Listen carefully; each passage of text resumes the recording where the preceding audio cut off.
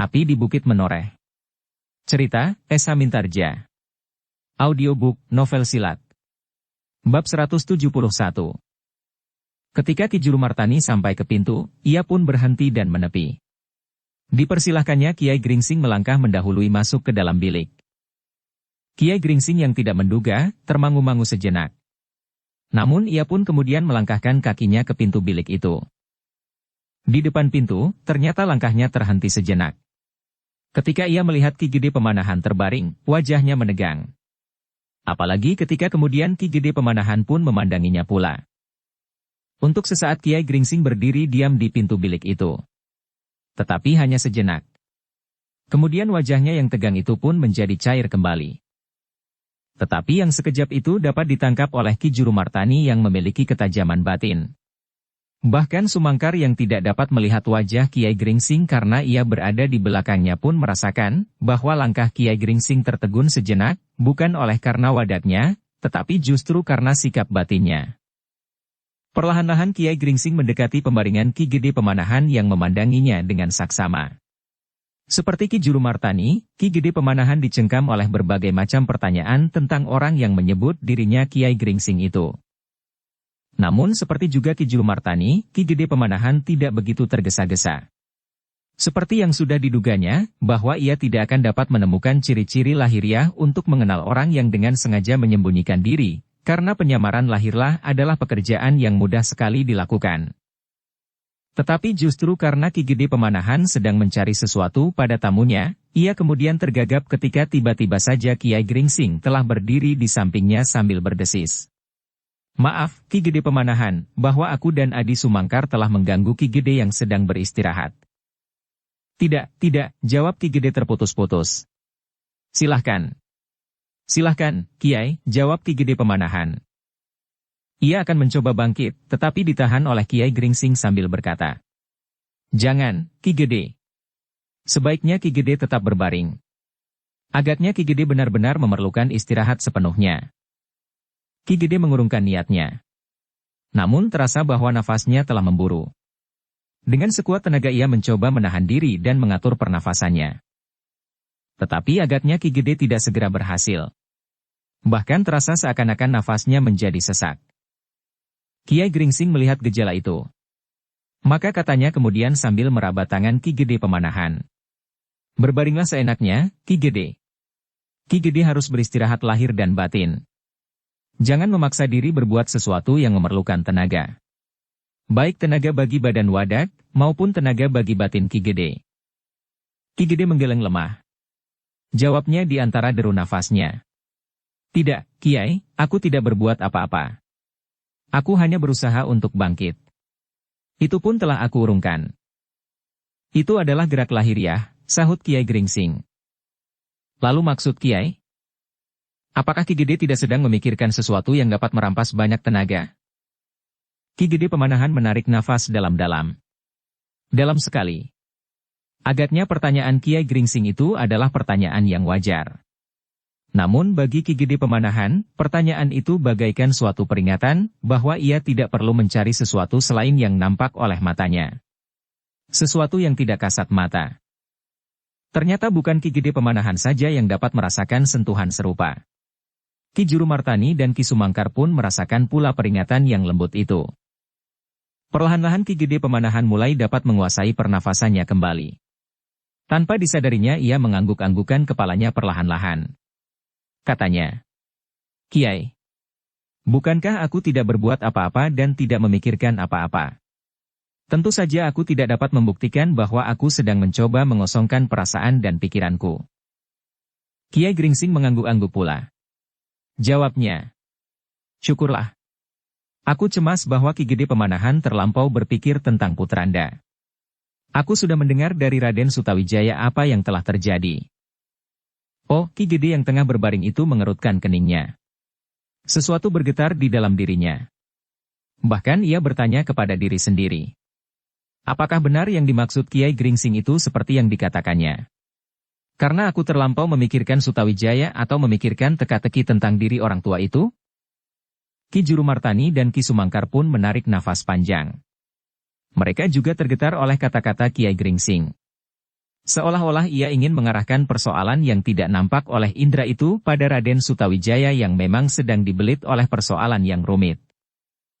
Sementara itu, maka Kiai Gringsing dan Ki Sumangkar pun telah dipersilahkan duduk di atas sebuah dingklik kayu di sebelah pembaringan Ki Gede Pemanahan.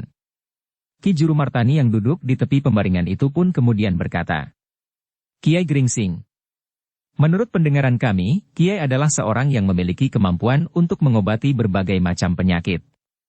Itulah sebabnya kami mengundang Kiai mengunjungi Mataram, justru karena Ki Gede Pemanahan berada dalam keadaan yang nampaknya semakin lama menjadi semakin gawat." Kiai Gringsing mengangguk-anggukkan kepalanya. Katanya, "Sebenarnya lah yang aku lakukan sekedar berusaha seperti yang sudah sering aku katakan. Segala sesuatunya tergantung kepada Tuhan yang Maha Pengasih. Jika Tuhan berkenan, maka mudah-mudahan penyakit yang aku obati itu dapat sembuh. Tetapi bahwa pada suatu saat, aku pun dapat gagal jika usahaku tidak sejalan dengan guratan kehendak yang Maha Kuasa." Ki Juru Martani mengangguk-angguk pula. Dipandanginya wajah Ki Gede yang pucat. Namun nampak pada wajah itu sesuatu yang bergejolak di dalam hati. "Apakah ada sesuatu yang akan kau katakan, Adi Pemanahan, atau barangkali sebuah pertanyaan?"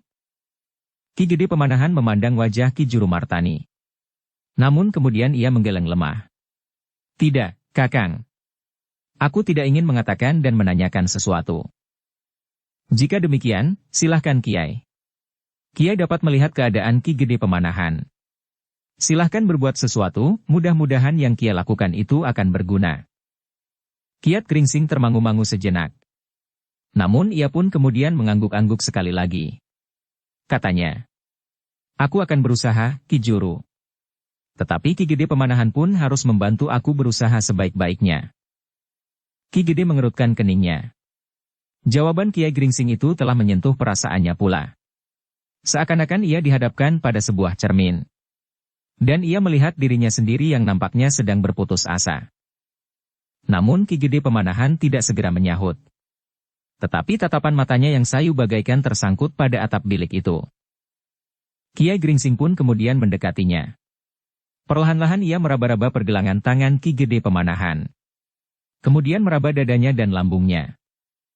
Ki Gede masih saja berbaring diam. Dibiarkannya Kiai Gringsing mengamati seluruh keadaannya. Dari ujung kakinya sampai ke ujung rambutnya. Kiai Gringsing merasa betapa tubuh Ki Gede itu bergetar oleh debar di dalam diri Ki Gede Pemanahan. Namun juga karena kelemahan yang semakin mencengkam tubuh yang menjadi sangat lemah itu. Sementara itu, luka di tubuh Ki Gede Pemanahan sendiri sebenarnya sudah dapat dikatakan sembuh sama sekali. Yang menyebabkannya sakit bukannya karena luka yang tergores di wadaknya itu, berkata Kiai Gringsing di dalam hatinya. Tetapi justru yang batin, karena luka wadaknya itu sebenarnya sudah sembuh. Karena itulah maka Kiai Gringsing kini menghadapi persoalan yang lebih rumit dari penyakit yang biasa dihadapinya. Ki Juru Martani yang kemudian duduk di atas dingklik kayu dan membiarkan Kiai Gringsing duduk di sisi Ki Gede Pemanahan di tepi pembaringannya, memperhatikan semua yang dilakukan oleh Kiai Gringsing dengan saksama. Ia melihat dengan tajamnya, sentuhan tangan Kiai Gringsing. Sejenak kemudian Kiai Gringsing pun mengangguk-anggukkan kepalanya. Dipandanginya Ki Juru Martani sambil berkata, "Ki Juru, sebagian terbesar obat bagi Ki Gede Pemanahan justru berada-ada di dalam diri Ki Gede sendiri. Mudah-mudahan Ki Gede dapat memahaminya." Ki Gede Pemanahan yang terbaring itu pun berkata, "Mungkin keadaanku memang dipengaruhi oleh perkembangan jiwaku di saat terakhir. Tetapi bukankah yang wadak ini dipengaruhi pula oleh pengobatan yang wadak pula?" "Benar, Ki Gede," berkata Kiai Gringsing. "Tetapi bahwa yang wadak itu sangat dipengaruhi oleh yang halus, agaknya Ki Gede tentu sudah mengetahuinya pula." Tiba-tiba saja Ki Gede Pemanahan tersenyum.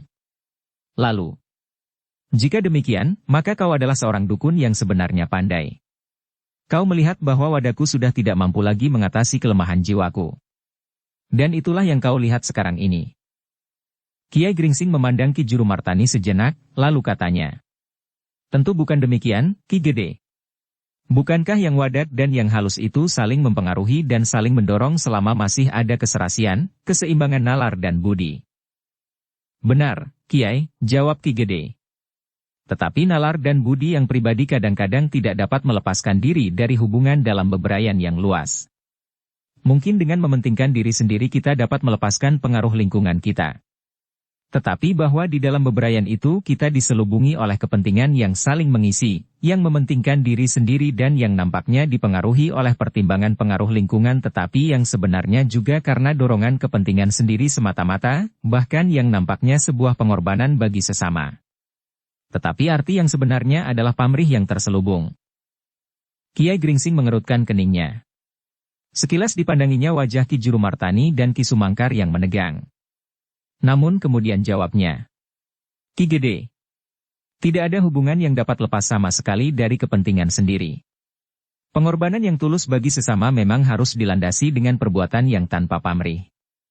Namun itu adalah jangkauan yang seperti Ki Gede katakan, jauh sekali adanya, sejauh bintang yang bergayutan di langit. Meskipun demikian, seperti kita meyakini ada bintang yang gemerlapan itu, maka kita pun meyakini bahwa pengorbanan yang tulus itu sebenarnya memang ada. Kiai Gringsing berhenti sejenak, lalu. Tetapi pengorbanan yang tulus tergantung sekali pada arah dan landasannya. Kiai, berkata Ki Juru kemudian.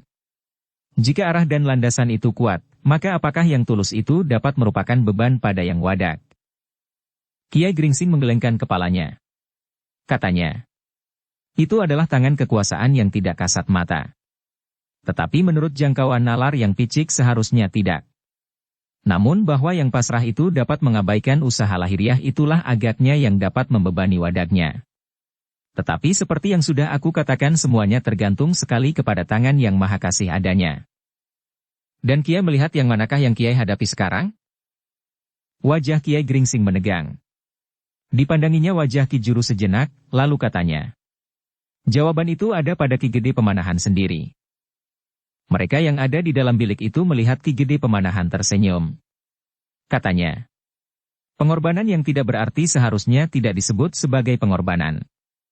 Ia hilang seperti hilangnya garam di dalam lautan.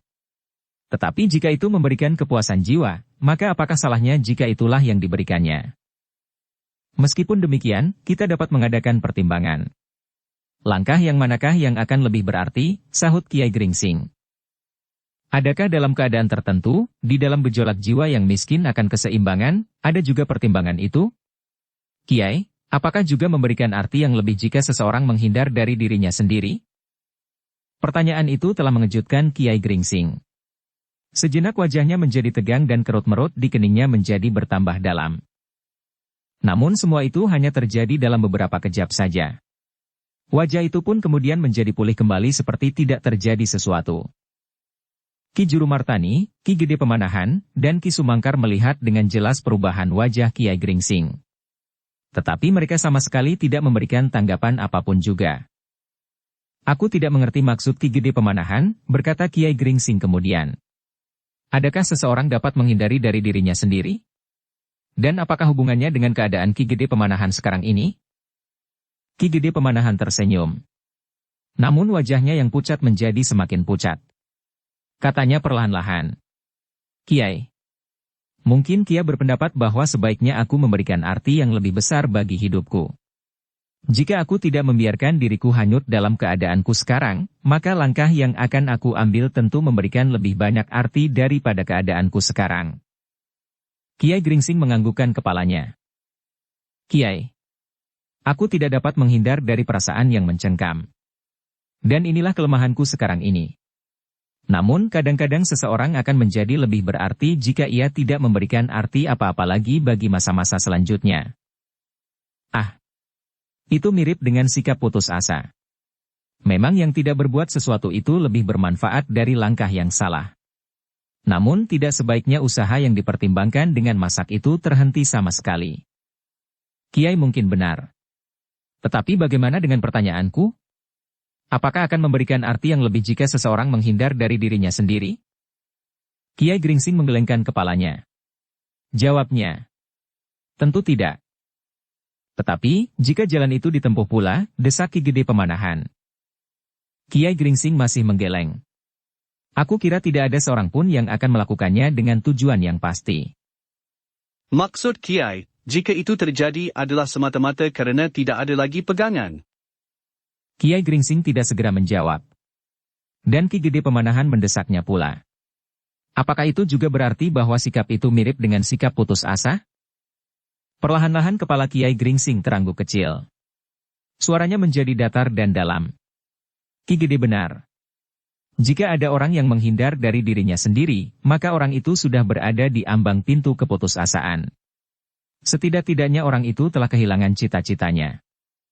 Ki Juru Martani yang mendengarkan pembicaraan itu kemudian menyela. Memang seorang dapat kehilangan cita-citanya oleh sesuatu sebab. Tetapi seperti yang Kiai harapkan dari Adi Pemanahan, dapatkah orang yang kehilangan cita-citanya itu dianggap menyia-nyiakan umurnya sendiri karena dengan demikian hidupnya seakan-akan telah terhenti? Kiai Gringsing mengangkat kepalanya. Lalu katanya, Ki Juru, ada cita-cita kewadagan, dan ada cita-cita yang lebih luhur lagi. Seorang yang mengasingkan diri dan bertapa di atas bukit yang sepi, adalah orang yang tidak lagi mempunyai cita-cita kewadagan. Tetapi ia justru sedang tekun berusaha untuk mewujudkan cita-cita yang lebih luhur lagi. Tetapi itu adalah sikap seorang pendeta, tiba-tiba Sumangkar pun ikut berbicara. Kita dapat mengerti bahwa itu adalah cara yang benar bagi seorang pendeta. Tetapi tidak bagi seorang ksatria. Pengabdian kita memang berbeda meskipun bukan berarti bahwa ksatria dapat mengabaikan pendekatan rohani bagi masa abadinya. Namun setiap pengabdian adalah jasa dan wujud dari kasih sesama. Kiai Gringsing memandang Sumangkar sesaat. Kemudian jawabnya, Adi Sumangkar, apakah seseorang dapat menempatkan dirinya dalam pilihan, apakah ia seorang ksatria atau seorang pendeta atau ulama? Seseorang tidak akan dapat menyebut dirinya sendiri dan menempatkan kakinya di mana ia harus berdiri pada saat ia lahir. Kelahiran belum menunjukkan jalan hidup yang akan ditempuhnya. Tetapi lingkungannya akan memberikan warna bagi kelahiran itu, Kiai, sahut Sumangkar. Kiai Gringsing menggelengkan kepalanya. Katanya, bagiku tidak. Kelahiran tidak melahirkan perbedaan apapun juga. Kita dapat menyebutnya justru setelah seseorang melakukan sesuatu dengan menempatkan pilihannya. Ki Gede Pemanahan yang terbaring di pembaringannya memotong kata-kata Kiai Gringsing. Tetapi Kiai, yang kadang-kadang menumbuhkan pertanyaan dan kekaburan sikap adalah mereka yang sudah menempuh jalan hidupnya, tetapi tiba-tiba saja ia kehilangan arah dan mencari pegangan-pegangan baru yang goyah. Kiai Gringsing memandang Ki Gede yang pucat. Kemudian sambil memijit tangan Ki Gede yang lemah, Kiai Gringsing berkata, setiap pribadi mungkin sekali mengalami perkembangan. Mungkin perkembangan yang tumbuh semakin subur, tetapi perkembangan sikap yang surut. Tetapi bahwa perubahan dapat terjadi, kita tidak akan dapat mengingkarinya. Tentu ada sesuatu yang memaksa perubahan itu terjadi. Suatu kejutan atau persoalan-persoalan yang tidak dapat lagi diatasinya, atau penyesalan yang tidak ada habisnya. Hampir di luar sadarnya Kiai Gringsing menyahut. Tidak. Tidak selalu, Ki Gede. Jawaban yang tiba-tiba itu memang sangat menarik perhatian. Apalagi jawaban itu terlontar dengan serta-merta dari wajah yang menegang. Namun wajah Kiai Gringsing itu segera menjadi kendor. Sebuah senyum membayang di bibirnya. Katanya, aku kira tidak selalu demikian. Memang mungkin, kejutan perasaan dan persoalan yang tidak dapat lagi diatasi dapat mendorong seseorang untuk berpaling dari sikapnya yang semula. Tetapi tidak setiap perubahan ditumbuhkan oleh sebab yang serupa. Tentu tidak, Kiai. Ki Juru Martanilah yang menyahut. Memang ada alasan lain yang membuat seseorang merubah pandangan dan cara hidupnya. Mungkin karena usianya, mungkin karena kesadaran akan arti dan nilai-nilai yang lain dari pandangan hidup yang dianut sebelumnya, atau hal-hal lain lagi. Kiai Gringsing menarik nafas dalam-dalam. Namun kemudian ia berkata, ternyata kita telah terlibat dalam pembicaraan yang tidak ada ujung pangkalnya. Bukankah kehadiranku di sini sekedar untuk mengobati sakit Ki Gede Pemanahan, sedang Adi Sumangkar masih akan mengucapkan terima kasihnya karena Ki Gede tidak berbuat apa-apa atasnya selagi Ki Gede masih menjadi seorang panglima di Pajang atas kesalahannya.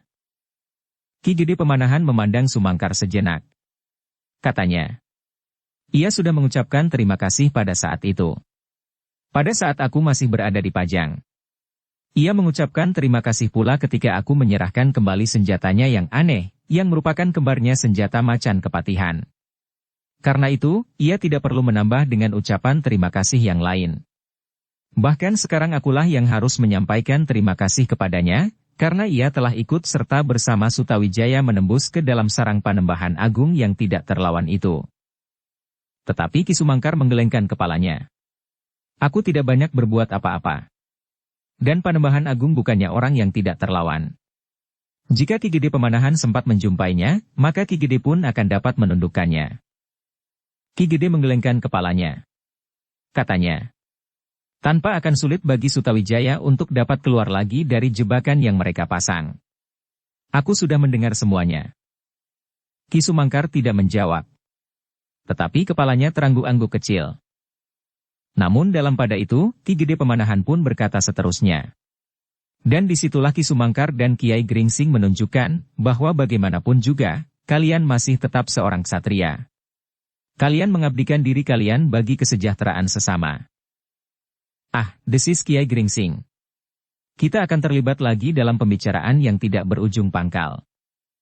Bukan maksudku, Kiai. Tetapi bahwa perubahan sikap di dalam setiap pribadi tidak selalu merubah pandangan hidup seseorang. Bagaimanapun juga Kiai Gringsing sampai saat ini masih juga selalu berjuang untuk membasmi kejahatan. Justru sebagai suatu pengabdian yang tulus.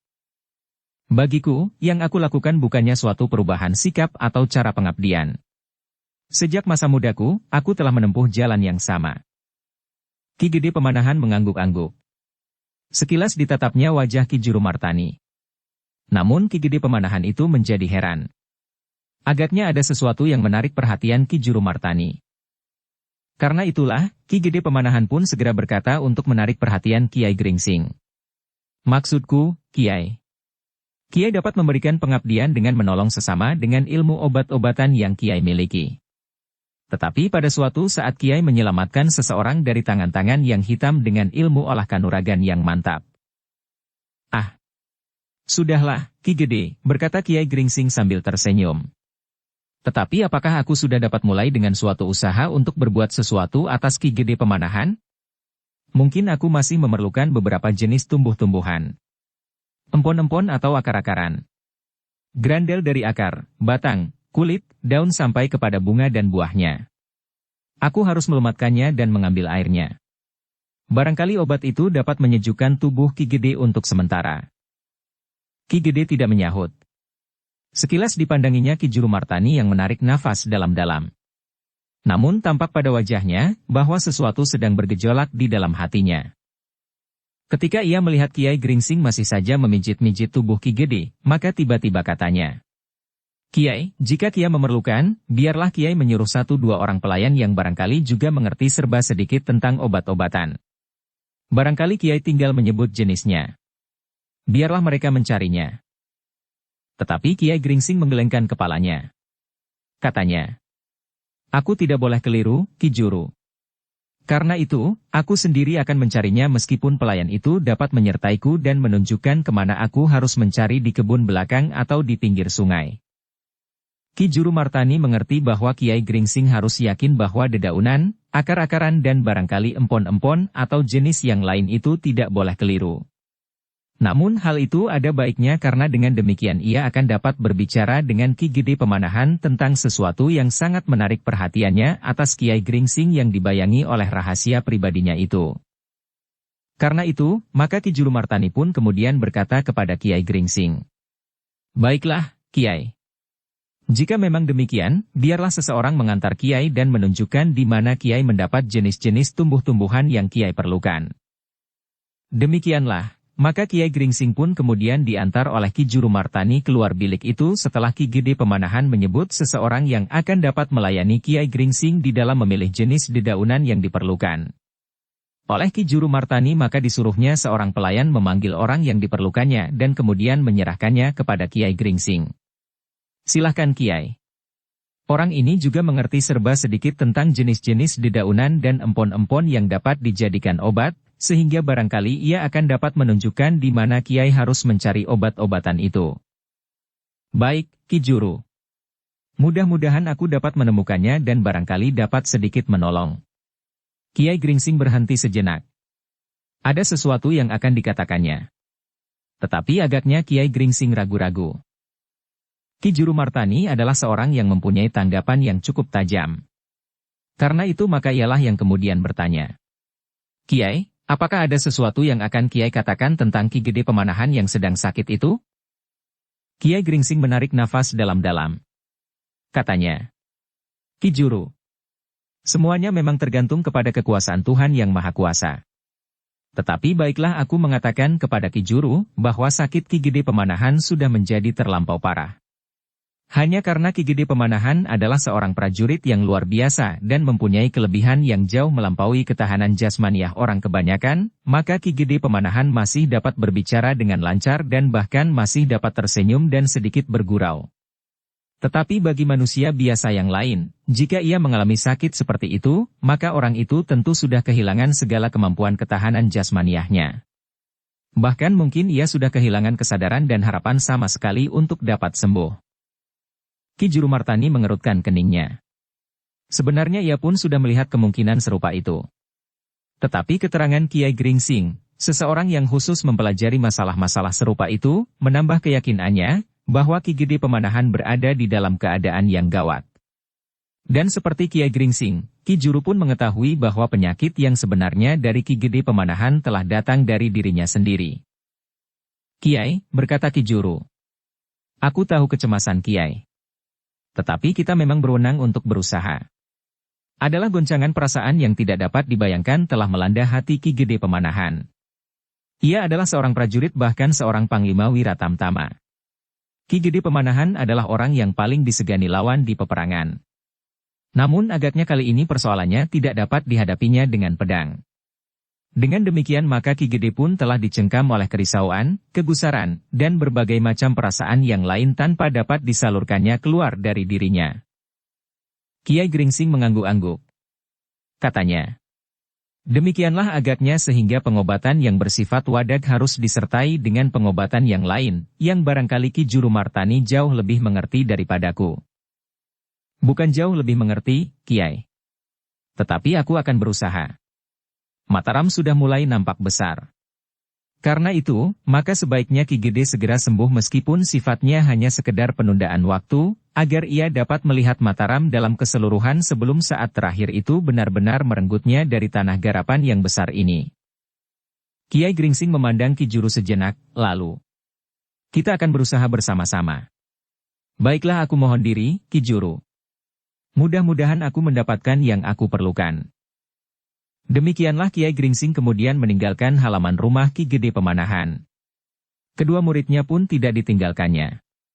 Mereka berempat kemudian menuju ke sebuah kebun yang khusus ditanami berbagai jenis pepohonan yang dapat dipergunakan untuk obat-obatan. Sementara itu, Ki Juru Martani telah kembali pula ke dalam bilik Ki Gede Pemanahan. Sekilas terngiang kata-kata Kiai Gringsing tentang Ki Gede. Sebenarnya lah hanya karena ia memiliki kelebihan dari orang kebanyakan sajalah maka ia masih sempat tersenyum, berkata Ki Juru di dalam hatinya. Namun dengan demikian kecemasan yang sangat telah menggetarkan dadanya. Wajah yang pucat, mata yang redup, dan kadang-kadang tanpa disadari telah terpejam sama sekali meskipun di saat yang lain Ki Gede masih dapat berbicara dengan lancar dan tersenyum cerah. Ki Juru pun kemudian duduk di bibir pembaringan. Disentuhnya tubuh Ki Gede Pemanahan yang terasa sangat dingin. Tubuh ini kadang-kadang terasa sangat panas, berkata Ki Gede Pemanahan. Tetapi kadang-kadang sangat dingin. Ki Juru tidak segera menyahut, sedang Ki Sumangkar duduk sambil termangu-mangu. Kakang Juru, berkata Ki Gede tiba-tiba.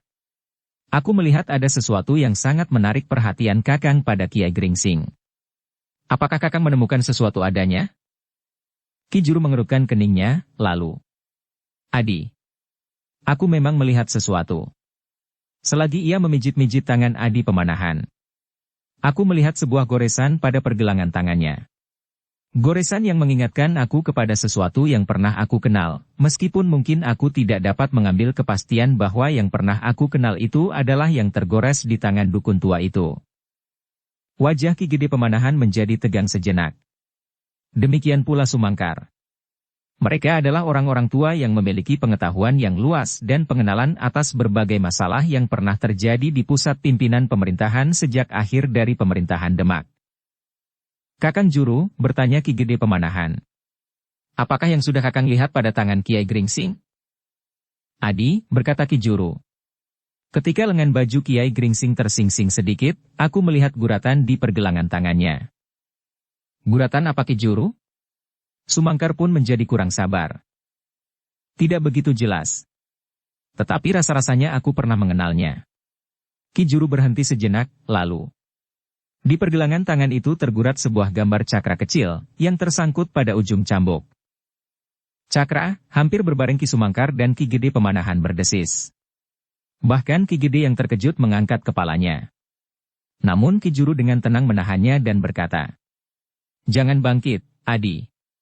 Keadaan Adi Pemanahan tidak memungkinkannya. Sebaiknya Adi berbaring saja di pembaringan. Ki Gede Pemanahan menarik nafas dalam-dalam. Kemudian suaranya yang datar terdengar seolah-olah bergumam di dalam mulutnya saja. Bukankah sebuah cakra kecil di ujung cambuk itu merupakan ciri dari sebuah perguruan? Ki Sumangkar menarik nafas dalam. Katanya, "Aku adalah orang yang sudah jauh lebih lama bergaul dengan orang yang menyebut dirinya Kiai Gringsing itu. Tetapi, aku belum pernah berkesempatan melihat cakra kecil yang tergores di pergelangannya. Bahkan aku pernah melihat Kiai Gringsing membuka bajunya dan sama sekali tidak berusaha menyembunyikan sesuatu pada dirinya." Ki Juru Martani termenung sejenak. Lalu katanya, "Agaknya memang suatu kebetulan. Selama ini Ki Sumangkar tidak menyangka bahwa di pergelangan tangan Kiai Gringsing tergores sebuah guratan kecil itu. Atau mungkin kemampuan Kiai Gringsing dapat menutup, atau setidak-tidaknya menyamarkan guratan itu sehingga tidak begitu jelas. Tetapi karena ia mengenakan bajunya saat ini, maka ia tidak berusaha menyamarkannya. Dan adalah kebetulan sekali bahwa aku sempat melihatnya." "Kakang," berkata Ki Gede Pemanahan. "Jika aku tidak salah ingat, atau barangkali karena aku sudah menjadi semakin lemah ini, ingatanku pun menjadi lemah pula, bahwa ciri yang demikian itu adalah ciri perguruan Empu Indujati." Ki Juru Martani tersenyum. Dipandangnya Sumangkar sejenak, lalu ia pun bergumam, "Ingatanmu masih cerah. Menurut ingatanku pun demikian. Nama itu adalah nama yang pernah mengumandang di seluruh daerah Demak pada masa-masa terakhir. Tetapi jika benar, Kiai Gringsing mempunyai hubungan dengan perguruan Empu Indujati, maka kita akan kembali ke dalam suatu teka-teki yang melingkar. Adakah seseorang yang tahu pasti, siapakah Empu Indujati?" "Pangeran Windupati," sahut Ki Sumangkar. Tetapi Ki Juru Martani bertanya pula. "Pangeran Windupati adalah nama yang kita kenal kemudian. Tetapi Pangeran Windupati pun masih harus dicari." Ki Sumangkar menarik nafas dalam-dalam. Namun kemudian ia berkata, "Tetapi tabir yang menyelubungi Pangeran Windupati tidak segelap yang kini menyamarkan Kiai Gringsing. Kita sama sekali tidak dapat membayangkan siapakah sebenarnya orang itu." Baru ketika Ki Juru melihat sebuah guratan yang melukiskan sebuah cakra di ujung sebuah cambuk, maka kita sedikit dapat menghubungkannya dengan orang lain kecuali kedua muridnya. Ki Juru Martani mengangguk-angguk. Seperti kepada dirinya sendiri ia bergumam. Ada gelar lain yang sering dipergunakan Pangeran Windupati. Ketika ia masih menjadi seorang senapati di masa terakhir kerajaan Majapahit, ia bergelar Kebo Kumara. Ya. Dan kekecewaan demi kekecewaan telah mendesaknya ke sebuah padepokan kecil. Kegagalan beberapa orang pemimpin pemerintahan Majapahit, ketamakan dan nafsu pribadi telah membuatnya kehilangan harapan bagi masa datang dari sebuah negeri yang pernah menjadi lambang kesatuan Nusantara yang besar ini, sahut Ki Gede Pemanahan perlahan-lahan. Lalu, "Tetapi aku kira, jika yang kau lihat benar, Kakang, sebuah cakra di ujung cambuk, maka kemungkinan itu adalah dekat sekali. Tetapi cakra itu harus bergerigi 9 ditambah 1. Ya 10, desis Ki Sumangkar. Ada 10 wewaler yang tidak boleh dilakukan oleh pengikut Empu Indujati." Ketiga orang tua itu termenung sejenak. Mereka mencoba mengingat-ingat, apa saja yang pernah mereka kenal dari Empu Indujati itu. Tetapi ternyata pengenalan mereka tidak lebih dalam dari yang pernah dikenal oleh Ki Argapati dari Tanah Perdikan Menoreh. Dalam keadaan yang serupa, Ki Argapati pun pernah melihat lukisan di pergelangan tangan Kiai Gringsing itu. Dan ia pun langsung menghubungkan orang tua itu dengan nama Empu Indujati. Tetapi Kiai Gringsing seakan-akan sama sekali tidak pernah mengenal nama Empu Indujati. Meskipun demikian, namun Ki Juru Martani kemudian berkata, Aku akan berusaha untuk mengenal Kiai Gringsing lebih banyak lagi lewat guratan di pergelangan tangannya itu. Satu-satunya ciri yang dapat kita ketemukan itu harus kita manfaatkan sebaik-baiknya.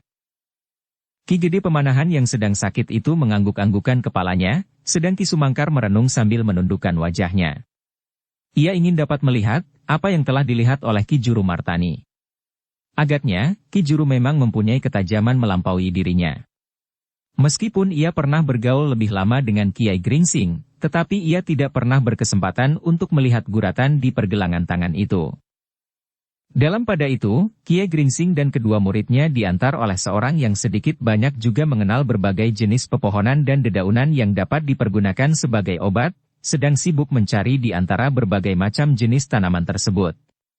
Agaknya Kiai Gringsing tidak mendapatkan kesukaran karena jenis tanaman itu cukup banyak.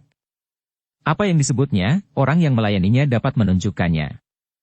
Hanya kadang-kadang ada sejenis daun yang mereka agak lama memperbincangkannya karena mereka mempunyai istilah yang berbeda untuk menyebutnya.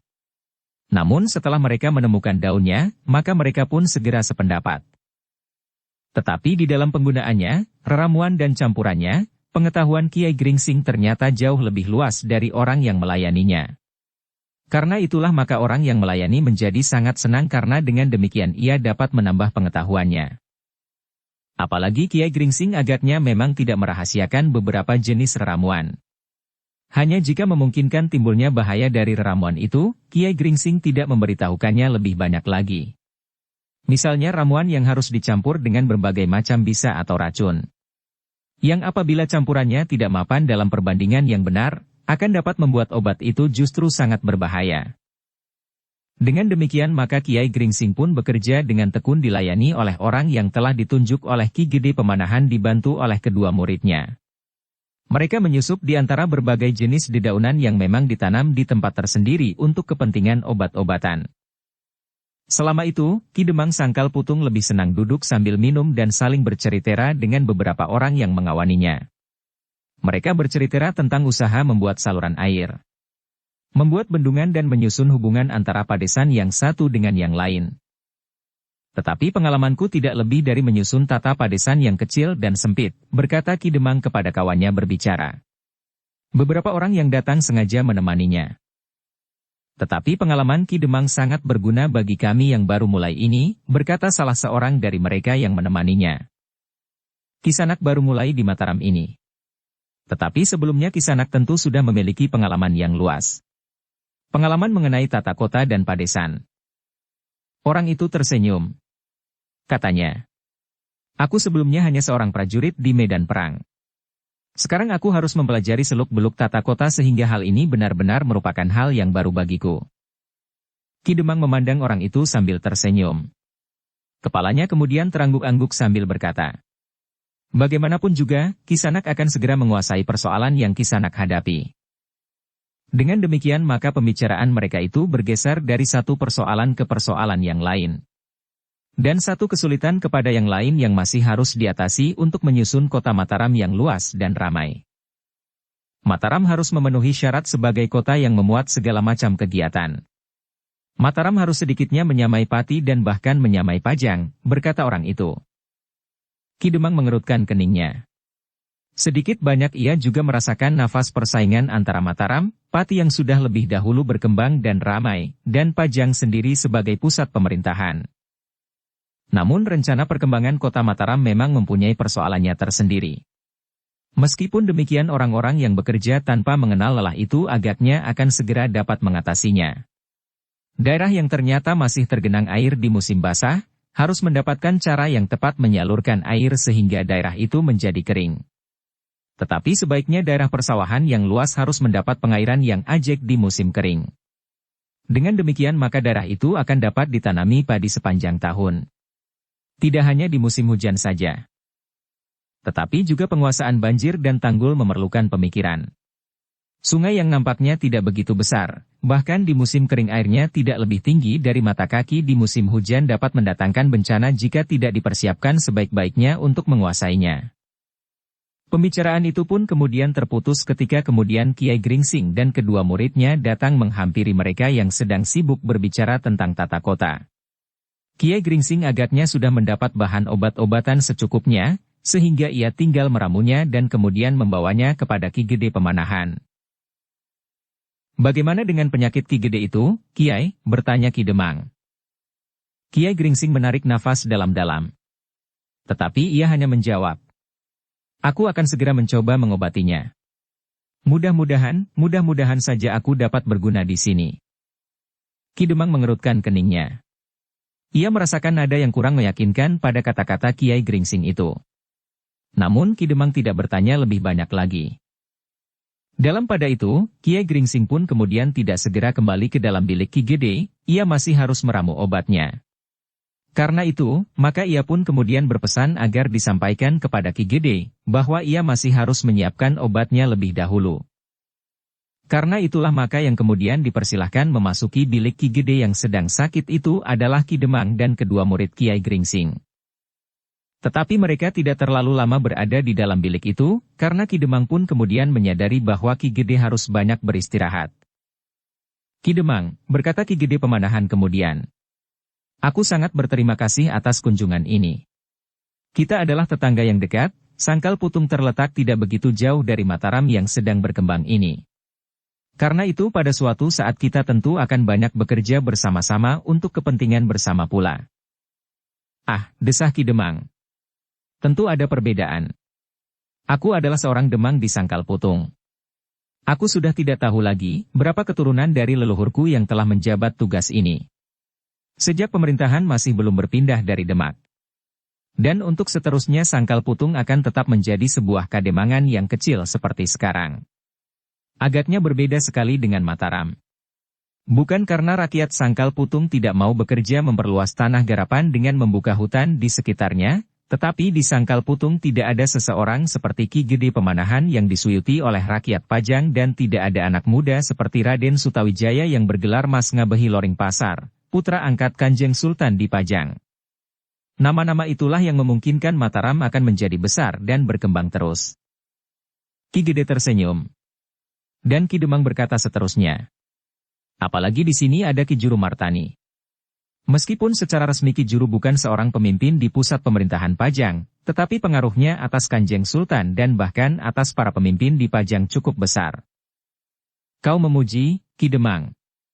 Terima kasih. Tetapi bagaimanapun juga Sangkal Putung adalah daerah yang penting. Baik bagi Pajang sekarang, maupun jika Mataram kelak berkembang," sahut Ki Juru Martani. Ki Demang mengangguk-anggukan kepalanya. Lalu katanya, "Yang dapat kami lakukan di Sangkal Putung adalah pasrah diri kepada kemungkinan yang bakal berkembang di hari depan atas Pajang dan Mataram." "Kenapa?" Ki Gede Pemanahan tiba-tiba saja bertanya. Ternyata pertanyaan itu agak membingungkan Ki Demang Sangkal Putung, namun ia pun kemudian menjawab. "Bukankah akan menjadi kenyataan bahwa Mataram berkembang di samping Pajang?" Ki Juru tertawa kecil. Katanya, "Benar, Ki Gede. Memang kita tidak dapat melepaskan kenyataan itu. Karena itu, bagi daerah sekecil Sangkal Putung tidak akan dapat berbuat banyak, dan apalagi ikut menentukan apa yang bakal terjadi." Ki Juru Martani tidak menjawab lagi. Tetapi ia menyadari bahwa hubungan yang dingin antara Mataram dan Pajang tentu sudah terasa di seluruh daerah yang terutama berada di jalur lurus antara Pajang dan Mataram. Demikianlah Ki Demang Sangkal Putung pun kemudian minta diri untuk memberikan kesempatan Ki Gede beristirahat. Demikian pula Ki Sumangkar dan Ki Juru pun meninggalkan bilik itu pula. Sementara Ki Sumangkar dan Ki Demang pergi ke bilik mereka, maka Ki Juru Martani pun pergi mendapatkan Kiai Gringsing yang baru melumatkan beberapa jenis dedaunan di atas sebuah pipisan. Ketika Ki Juru Martani mendekat, maka sambil tersenyum Kiai Gringsing berkata, "Apakah Ki Juru juga ingin menjadi seorang dukun seperti aku?" "Tentu, Kiai. Aku ingin dapat mengobati orang-orang yang sakit meskipun hanya pertolongan untuk sementara." "Mungkin jalan kita memang berbeda, Ki Juru. Aku mempunyai sedikit pengetahuan tentang obat-obatan. Sedang Ki Juru mempunyai ketajaman pandangan batin terhadap beberapa hal yang bakal terjadi." "Ah, apakah Kiai menganggap aku dapat melihat sesuatu yang bakal terjadi?" Kiai Gringsing menarik nafas dalam-dalam. Lalu katanya, "Entahlah, Ki Juru. Tetapi ada kelebihan pada Ki Juru. Ki Juru tertawa. Katanya, aku hanya orang yang terlampau banyak berbicara. Karena itu mungkin ada di antara bicaraku yang banyak itu agak sesuai dengan peristiwa yang kemudian menyusul. Tetapi itu hanya suatu kebetulan. Kiai Gringsing mengerutkan keningnya. Tetapi ia tidak sempat bertanya karena Ki Juru mendahului. Kiai, bukalah lengan baju. Kiai menjadi basah karena Kiai melumatkan obat-obatan di atas pipisan tanpa menyingsingkan lengan baju. Aku tadi melihat Kiai justru membuka gulungan lengan baju Kiai pada saat aku melihat. Sekilas warna merah tampak di wajah Kiai Gringsing. Tetapi hanya sesaat. Seperti biasa ia pun segera berhasil menyembunyikan perasaannya. Ah, aku tidak sengaja berbuat demikian. Aku tidak tahan menyingsingkan baju terlampau lama. Tubuhku sudah terlampau lemah. Ki Juru tertawa. Katanya, tubuh Kiai masih mampu bertahan atas tusukan pedang. Kiai Gringsing memandang Ki Juru sejenak. Tetapi ia pun kemudian tertawa. Katanya, agaknya Ki Juru telah mendengar cerita dari Raden Sutawijaya tentang seseorang yang mempunyai ilmu kebal bernama Panembahan Alit. Orang itulah yang mampu bertahan atas tusukan pedang. Tetapi bukan aku. Oleh tusukan angin pun badanku akan segera merasa dingin dan nyeri di ujung-ujung tulang. Ki Juru pun tertawa pula. Di sela-sela suara tertawanya Ki Juru berkata, itukah ucapan seseorang yang ternyata mampu membunuh Panembahan Alit? Kiai Gringsing pun tertawa pula. Tetapi ia tidak menyahut. Bahkan tangannya telah sibuk dengan ramuan yang sedang dilumatkannya dengan pipisan. Ki Juru yang mendekatinya kemudian berjongkok di sampingnya. Diperhatikannya ramuan yang menjadi lembut dan kemudian diberi beberapa titik air jeruk pecel. Obat itu harus diminum oleh Adi Pemanahan, bertanya Ki Juru. Iya, Ki Juru. Obat ini hanya sekedar menguatkan tubuhnya. Tetapi tidak menyembuhkan sakitnya. Tidak ada obat yang dapat mengobati sakit Ki Gede Pemanahan selain dirinya sendiri. Ki Juru mengangguk-angguk. Aku mengatakannya kepada Ki Juru, karena aku yakin bahwa Ki Juru pun sebenarnya telah mengetahuinya. Ki Juru adalah orang yang bijaksana dengan memiliki pengamatan batin yang tajam. Siapakah yang mengatakannya demikian? Setiap orang penting di Pajang mengetahuinya. Apakah Kiai mengenal orang-orang penting itu? Kiai Gringsing termenung sejenak, lalu. Aku tidak mendengarnya langsung. Tetapi para pemimpin prajurit di Mataram pernah mendengar hal itu dari orang-orang penting di Pajang. Juga para prajurit di Sangkal Putung yang kemudian bergeser ke Jati Anom setelah Sangkal Putung tidak diganggu lagi oleh berbagai macam kerusuhan. Untara maksud Kiai? Bukan, tetapi banyak orang yang berkata demikian kepadaku. Dan bagaimana dengan Kiai sendiri? Kiai Gringsing mengerutkan keningnya. Kiai, berkata Ki Juru. Apakah aku boleh bertanya sesuatu kepada Kiai? Oh, tentu. Kenapa? Apakah Kiai memang dilahirkan di Dukuh Pakuwon dekat Sendang Gabus itu? Kiai Gringsing tidak segera menjawab. Tetapi tangannya masih saja sibuk melumatkan obat di pipisan. Bukankah Kiai berasal dari Dukuh Pakuwon? Menurut cerita yang sampai padaku lewat Ki Gede Pemanahan, bahwa Kiai menemukan Agung Sedayu ketika ia bersama Untara bersembunyi di rumah Kiai. Dan menurut cerita itu pula Kiai adalah kawan baik dari Kisah Dewa. Ayah Untara dan Agung Sedayu. Benarkah begitu? Kiai Gringsing memandang Ki Juru Martani sejenak. Lalu sambil menganggukkan kepalanya ia berkata, ya, begitulah.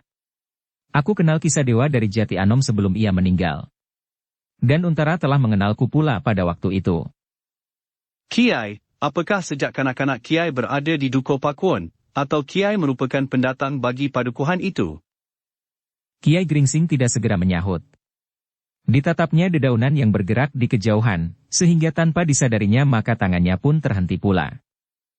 Ki Juru, berkata Kiai Gringsing kemudian. Apakah gunanya Ki Juru mengetahui beberapa hal tentang diriku? Sebenarnya lah Ki Juru, bahwa yang telah terjadi padaku bukannya hal yang baik-baik saja. Tetapi juga yang penuh dengan pedih dan nyeri. Karena itu, sebaiknya aku melupakan saja masa-masa lampau itu.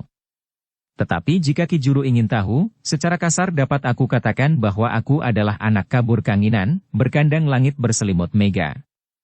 Aku merantau dari pintu ke pintu rumah yang lain mohon belas kasihan, sehingga akhirnya aku sampai ke Dukuh Pakuan. Aku dipungut anak oleh seseorang yang kini sudah tidak ada pada saat aku dewasa. Sejak itulah aku berada di Dukuh Pakuan. Ki Juru mengangguk-angguk. Namun katanya kemudian, ada yang lupa Kiai. Dari manakah Kiai mendapatkan cambuk itu? Maksudku ilmu mempergunakan cambuk yang demikian dahsyatnya. Oh, sejak kanak-kanak aku adalah gembala yang selalu bermain-main dengan cambuk. Jadi Kiai Gringsing menggembalakan kambing sambil merantau dari pintu ke pintu? Sekilas wajah Kiai Gringsing menegang. Namun kemudian ia tertawa. Demikianlah. Maksudku, hidupku sama sekali tidak berketentuan. Kadang-kadang aku mendapat upah sebagai gembala kambing. Pernah aku tinggal selama 3 tahun pada seseorang selagi aku berumur kira-kira 12 tahun sampai 15 tahun, sebelum aku berada di Dukuh Pakuan. Aku adalah penggembala waktu itu. Ki Juru menarik nafas dalam sekali. Terasa betapa Kiai Gringsing ingin menghindarkan diri dari pengamatannya. Karena itu, maka Ki Juru itu pun kemudian bertanya. Kiai, apakah di dalam pengembaraan itu Kiai pernah bertemu atau melihat perguruan-perguruan yang dapat memberikan bekal yang demikian banyaknya kepada Kiai? Tentu Ki Juru menganggap bahwa ilmuku tentu aku sadap dari seorang guru. Bukankah begitu? Ki Juru Martani tidak segera menjawab. Jika ia memaksakan pertanyaan-pertanyaannya maka jawabannya akan menjadi berbelit-belit dan tidak sampai pada sasarannya. Karena itu, Ki Juru yang bijaksana tidak mendesaknya terus. Tetapi ia sudah memberikan kesan kepada Kiai Gringsing bahwa ada sesuatu yang telah tersingkap dari tabir yang dipasangnya. Ah, desah Ki Juru kemudian. Agaknya aku mengganggu saja, Kiai. Baiklah Kiai menyelesaikan obat itu. Mungkin Ki Gede Pemanahan segera memerlukannya. Iya, Ki Juru. Ki Gede memang segera memerlukan. Demikianlah, maka Ki Juru Martani pun kemudian meninggalkan Kiai Gringsing yang segera sibuk kembali. Tetapi Ki Juru telah mempunyai bahan yang lebih banyak lagi. Ia sudah bertekad untuk mengetahui latar belakang kehidupan Kiai Gringsing. Hubungannya dengan sebuah perguruan yang memiliki tanda sebuah cakra yang tersangkut di ujung sebuah cambuk.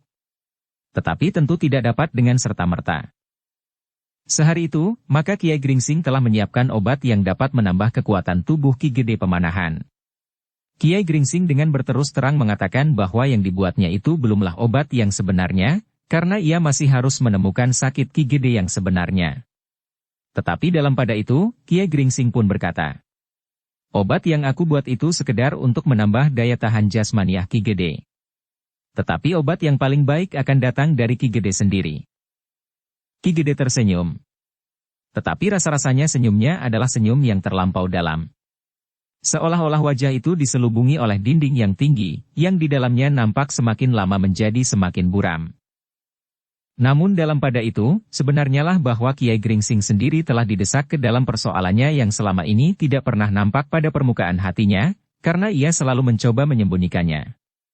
Tetapi yang pada akhirnya memang harus dibicarakannya. Ketika Mataram kemudian disentuh oleh gelapnya malam, maka untuk beberapa saat lamanya, setelah Ki Juru Martani dan Sutawijaya makan bersama tamu-tamunya berbicara sejenak mengenai beberapa hal tentang perkembangan Mataram, maka Kiai Gringsing dan kawan-kawan serta murid-muridnya pun dipersilahkan beristirahat di tempat yang telah disediakan. Sejenak Kiai Gringsing masih sempat menengok Ki Gede Pemanahan.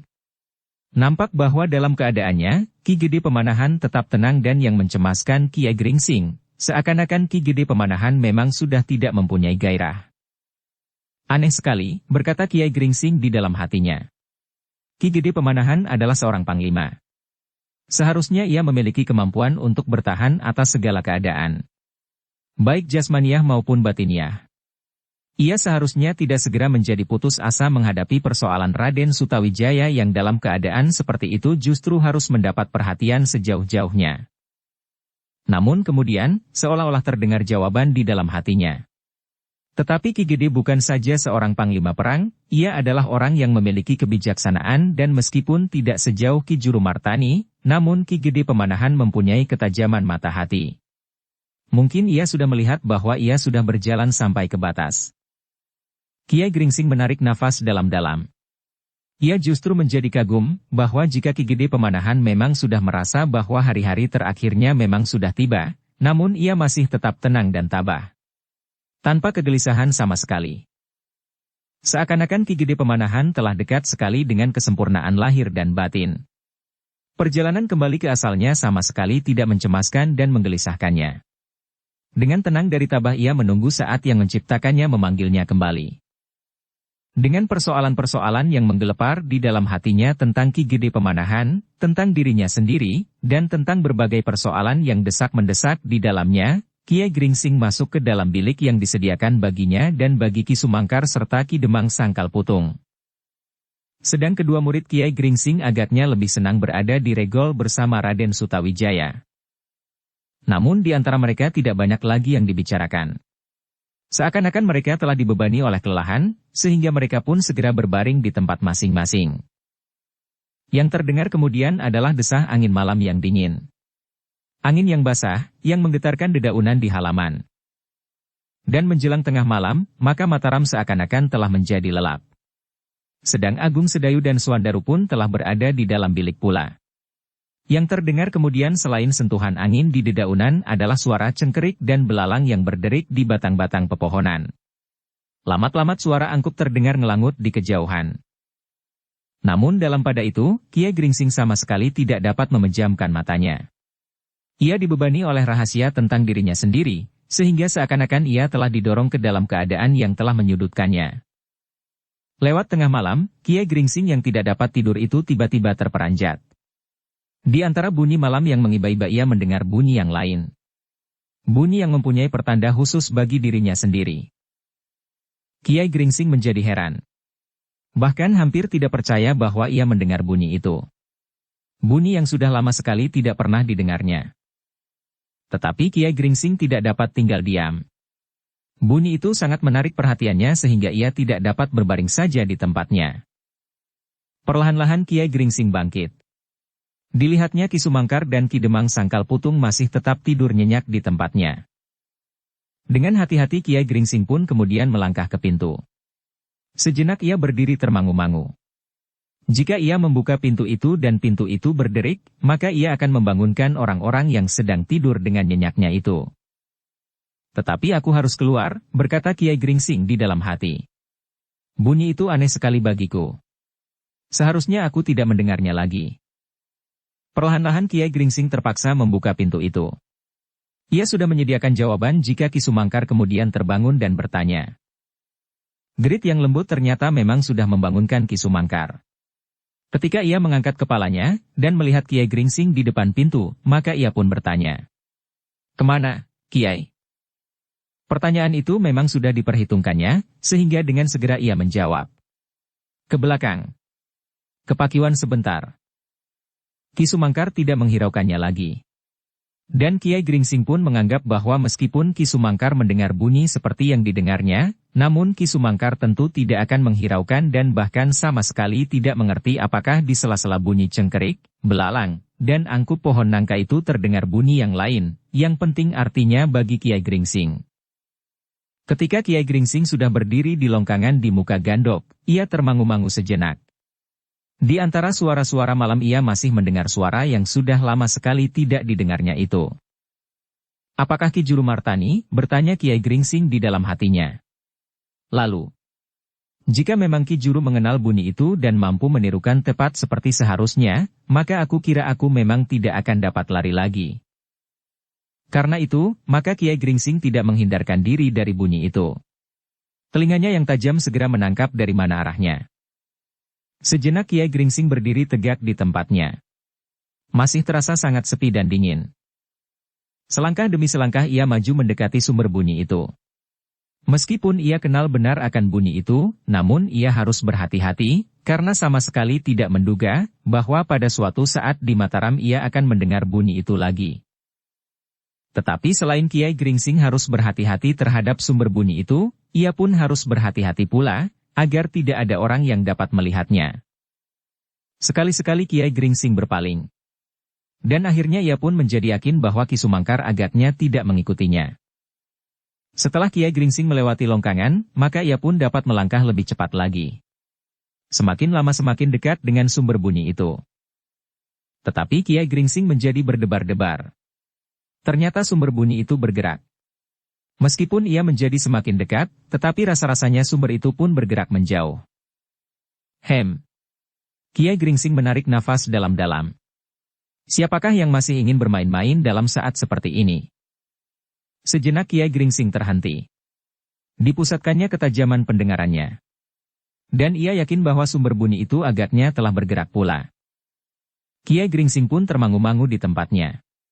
Ketika ia memandang berkeliling, dilihatnya gelap malam menyelubungi rumah Ki Gede Mataram. Sedang Ki Gede Mataram sendiri pada saat itu sedang terbaring diam di pembaringannya karena luka-lukanya. Tetapi saat itu pula di rumah Ki Gede Mataram terdapat dua orang yang memiliki kelebihan dari orang kebanyakan, Ki Jurumartani dan Ki Sumangkar, di samping Ki Gede Mataram sendiri. Ketika suara itu didengarnya lagi, Kiai Gringsing bergeser pula mendekat. Di regol butulan ada beberapa orang penjaga yang bertugas. Karena itu, ia harus menghindari penjaga-penjaga itu jika ia tidak ingin timbul keributan. Dengan hati-hati Kiai Gringsing melintasi halaman belakang. Dengan mempergunakan kelebihan yang ada padanya, Kiai Gringsing berhasil sampai ke dinding halaman bagian belakang tanpa diketahui orang. Sejenak Kiai Gringsing menunggu. Akhirnya suara itu terdengar lagi. Agak dekat di balik dinding itu. Jika sumber suara itu seseorang, berkata Kiai Gringsing di dalam hatinya. Orang itu tentu memiliki kelebihan.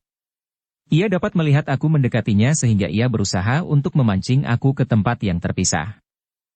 Tetapi Kiai Gringsing pun memiliki ketajaman indera pula, sehingga ia mampu menangkap suara yang bergeser itu dengan saksama. Akhirnya Kiai Gringsing tahu pasti jarak antara dirinya dan suara itu. Dan ia pun yakin bahwa ia akan dapat mendekatinya. Tetapi karena agaknya sumber suara itu sengaja memancingnya keluar halaman, maka Kiai Gringsing pun menanggapinya. Sejenak kemudian, sama sekali tidak dilihat oleh seorang penjaga pun, Kiai Gringsing sudah berada di luar dinding halaman. Tanpa disadarinya ia meraba cambuk yang membelit di lambungnya. Perlahan-lahan Kiai Gringsing maju terus mengikuti suara itu. Bahkan akhirnya ia sendiri merasa bahwa sebaiknya ia berada di tempat yang lebih jauh lagi dari rumah Ki Gede Pemanahan.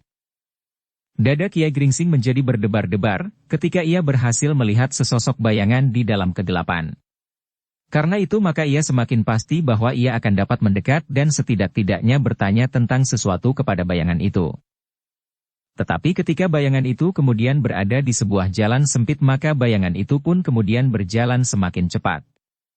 Karena Kiai Gringsing mengikutinya semakin cepat pula, maka bayangan itu pun akhirnya berlari-lari kecil. Kiai Gringsing tidak mau melepaskannya. Apalagi ia memang yakin bahwa bayangan itu sengaja ingin menjumpainya. Beberapa saat kemudian, maka mereka pun telah berada di jalan persawahan.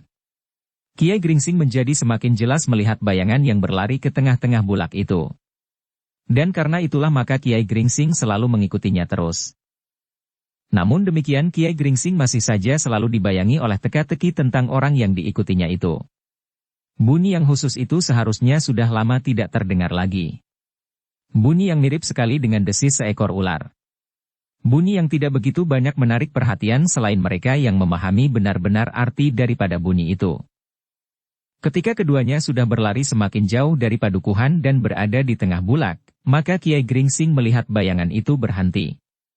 Karena itu, maka Kiai Gringsing pun segera berhenti pula pada jarak yang tidak terlampau dekat.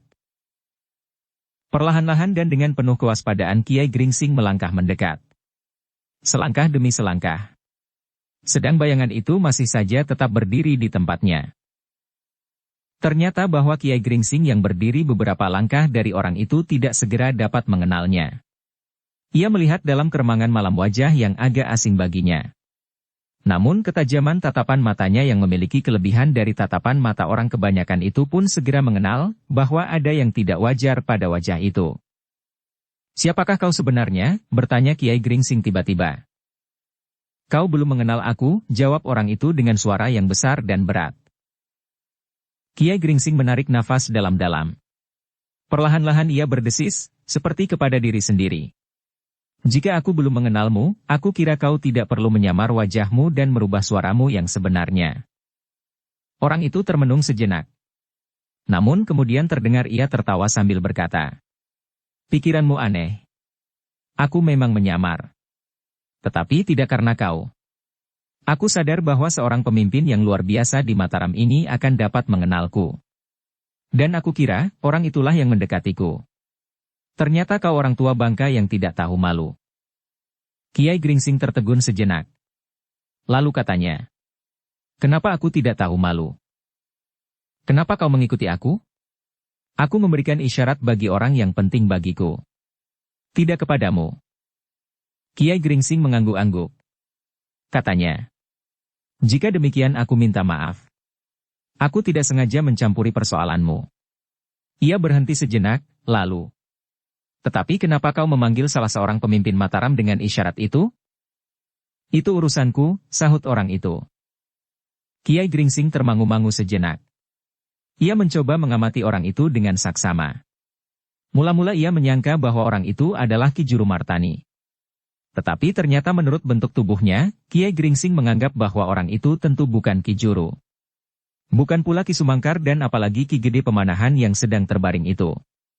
Ki Gede Pemanahan adalah orang yang bertubuh tegap, tinggi dan kekar, meskipun tidak berlebih-lebihan.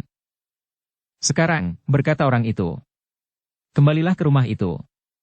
Jangan ganggu aku lagi. Aku harus mengulangi memberikan isyarat bagi pemimpin yang aku cari itu." "Siapakah yang kau cari?" "Itu juga bukan urusanmu." Kiai Gringsing termangu-mangu sejenak. Ia mendengar dengan pasti bahwa isyarat itu adalah isyarat yang mempunyai arti khusus baginya. Sedang orang itu memberikan isyarat untuk orang lain. "Tentu tidak," berkata Kiai Gringsing di dalam hatinya. "Orang itu tentu mencari aku." Karena itu, maka Kiai Gringsing pun kemudian melangkah maju. Katanya, "Kau jangan berputar-putar. Katakan saja apakah perlumu. Siapakah kau dan apa yang dapat aku lakukan bagimu?" "Aku tidak memerlukan kau," bentak orang itu. "Bukankah sudah aku katakan? Pergilah dan kembalilah ke gandokmu sebelum kau menyesal." "Aku tidak akan kembali. Aku lebih senang berada di sini bersamamu." Gila, suara orang itu semakin tidak keruan. Kadang-kadang rendah dan dalam. Kadang-kadang melengking tinggi. Dan Kiai Gringsing pun kemudian menyahut, "Lebih baik kau tidak usah merubah-rubah suaramu. Kau akan menjadi serak. Jika benar aku belum mengenalmu, maka suaramu pun tentu tidak aku kenal pula. Persetan. Pergilah sebelum aku bertindak atasmu." "Kisanak," berkata Kiai Gringsing, "aku menjadi curiga padamu. Karena itu, baiklah kita berbicara dengan baik. Kita sudah bukan anak-anak yang harus bergurau lagi. Katakanlah, siapakah kau dan apakah maumu?" Orang itu terdiam sejenak. Di dalam keremangan malam Kiai Gringsing merasa bahwa orang itu memandanginya dengan tajamnya. Namun kemudian ia berkata, "Kau sama sekali tidak berarti bagiku. Pergilah. Jangan mencampuri persoalan orang-orang besar di dalam dunia kanuragan. Kau tidak lebih dari tikus kecil yang akan ikut serta di dalam persoalan kucing-kucing yang buas. Karena itu aku peringatkan, lebih baik kau kembali dan tidur di bawah selimut yang hangat daripada kau ada di sini." Kiai Gringsing mengerutkan keningnya. Dan orang itu meneruskan, "Aku masih mempunyai belas kasihan yang cukup bagi orang-orang yang tidak berarti seperti kau. Tetapi jika orang yang aku perlukan itulah yang datang, maka aku akan menyelesaikannya." "Baiklah," jawab Kiai Gringsing. "Tetapi apakah kau mau menyatakan dirimu yang sebenarnya? Kenal atau tidak kenal?" Orang itu menggeleng. Namun kemudian membentak, "Setan alas. Kau membuat aku menjadi jengkel. Pergi, cepat pergi sebelum kau menjadi lumat di sini." Sejenak Kiai Gringsing termangu-mangu. Orang itu cukup aneh baginya. Bahkan kemudian Kiai Gringsing itu menjadi keheranan. Ia sendiri adalah orang yang senang bermain-main seperti itu. Menyamar diri dengan topeng, dengan tutup wajah dari ikat kepalanya, dengan cara-cara yang aneh-aneh. Tetapi kini ia dihadapkan kepada orang yang berbuat serupa itu pula. "Hi, kenapa kau diam saja?" Orang itu hampir berteriak sehingga Kiai Gringsing terkejut. Bahkan dengan serta-merta Kiai Gringsing berkata, "Jika kau berteriak semakin keras, maka orang-orang yang paling dekat dengan tempat ini akan terbangun." Tidak, kita berada di antara tanah-tanah kosong yang luas. Bukankah Mataram masih mempunyai tanah yang berkelebihan? Orang-orang tidur itu seperti mati. Mereka tidak akan mendengar. Juga mereka tidak akan mendengar jika kau sebut namamu. Gila. Ternyata kau termasuk orang yang keras kepala, jawab orang itu, lalu. Baiklah. Jika kau berkeras untuk mengetahui namaku. Dengarlah baik-baik. Namaku Kuda Baruna. Mendengar nama itu Kiai Gringsing tertawa pendek. Katanya. Memang akulah yang bodoh. Kau dapat menyebut namamu dengan siapa saja. Kuda Baruna, Keboisesa, Tali Prahara atau siapa saja. Tetapi apakah kau punya ciri yang mantap dan dapat dipercaya? Orang itu termenung sejenak. Lalu katanya. Kau memang aneh, orang tua yang gila. Marilah kita berjanji untuk tidak bergurau seperti anak kecil. Maksudmu? Aku akan menyebut ciri yang ada padaku. Tetapi sebut dulu siapa kau, orang tua yang bodoh. Kau sangka bahwa kau bukan orang yang suka bergurau seperti kanak-kanak. Hanya bedanya aku adalah orang besar, sedang kau adalah orang yang berpura-pura besar. Kau salah menilai dirimu sendiri, Kiai. Kiai Gringsing terkejut mendengar pertanyaan itu. Dan sebelum ia menyahut orang itu sudah berkata seterusnya. Jangan bingung. Aku tahu bahwa nama Kiai Gringsing tidak lebih dari nama yang kau sebut Kuda Baruna, Keboisesa, atau Tali Prahara, atau Kitanumetir, atau apapun lagi. Wajah Kiai Gringsing menjadi tegang. Kini ia yakin bahwa orang itu dengan sengaja telah memancing dirinya dan kini sudah pasti baginya, bahwa orang itu ingin memaksa agar ia menyatakan dirinya yang sebenarnya. Sejenak Kiai Gringsing termangu-mangu. Namun kemudian ia berkata, agaknya kita memang orang-orang yang aneh, yang bergurau di tengah malam tanpa arti. Aku tidak mengerti pertanyaanmu. Tetapi kau tentu tidak akan percaya. Nah, jika demikian kita akan saling menghadapi jalan buntu dengan pertanyaan kita masing-masing. Mungkin. Tetapi kita tidak dapat berhenti begitu saja. Apa masih ada persoalan? Tentu, jawab orang itu. Kau telah melihat kehadiranku di sini. Dan kau sudah menyia-nyiakan kesempatan yang aku berikan untuk pergi. Sekarang semuanya sudah terlambat. Apalagi kau tidak mau menyebut dirimu, ciri-cirimu, dan kau dalam keseluruhan. Meskipun kau sekedar tikus kecil, tetapi lebih baik jika menyebut jenismu. Tikus tanah, cecurut atau tikus kayu. Jika kau menyesal, itu adalah salahmu sendiri. Kiai Gringsing justru tertawa, seakan-akan ia melihat sebuah permainan yang lucu. Bahkan kemudian ia menyahut. Kau ternyata mengenal berbagai jenis tikus. Tetapi baiklah. Sebenarnya kita sudah saling mengerti, bahwa baik kau maupun aku sedang diliputi oleh teka-teki tentang diri kita masing-masing. Karena itu, baiklah kita biarkan saja kita saling berteka-teki. Oh, sudah aku katakan. Kau harus mati. Kau sudah mengenal sebagian dari aku. Kiai Gringsing masih tertawa. Namun demikian sekilas terbayang kembali Ki Juru Martani. Orang itu memang orang yang luar biasa. Tetapi menilik beberapa unsur pada orang itu, maka agaknya ia bukan Ki Juru Martani. Apakah ada orang lain di sini? Penjawi dari Pati atau barangkali Ki Wila atau Wuragil atau bahkan Ki Pramanca dari Pajang yang mendapat petunjuk dari Ki Juru Martani. Selagi Kiai Gringsing termangu-mangu, maka orang itu menggeram. Jangan menyesal. Aku akan menghilangkan jejak pengenalanmu yang sedikit itu. Bersiaplah untuk mati. Jadi kita akan berkelahi sekarang, bertanya Kiai Gringsing. Mendengar pertanyaan Kiai Gringsing itu, orang yang tidak mau menyebut dirinya sendiri itu pun termangu-mangu. Namun kemudian jawabnya. Ya. Kita akan berkelahi sekarang. Kiai Gringsing mengangguk-angguk. Ia sebenarnya tidak tahu pasti maksud orang itu.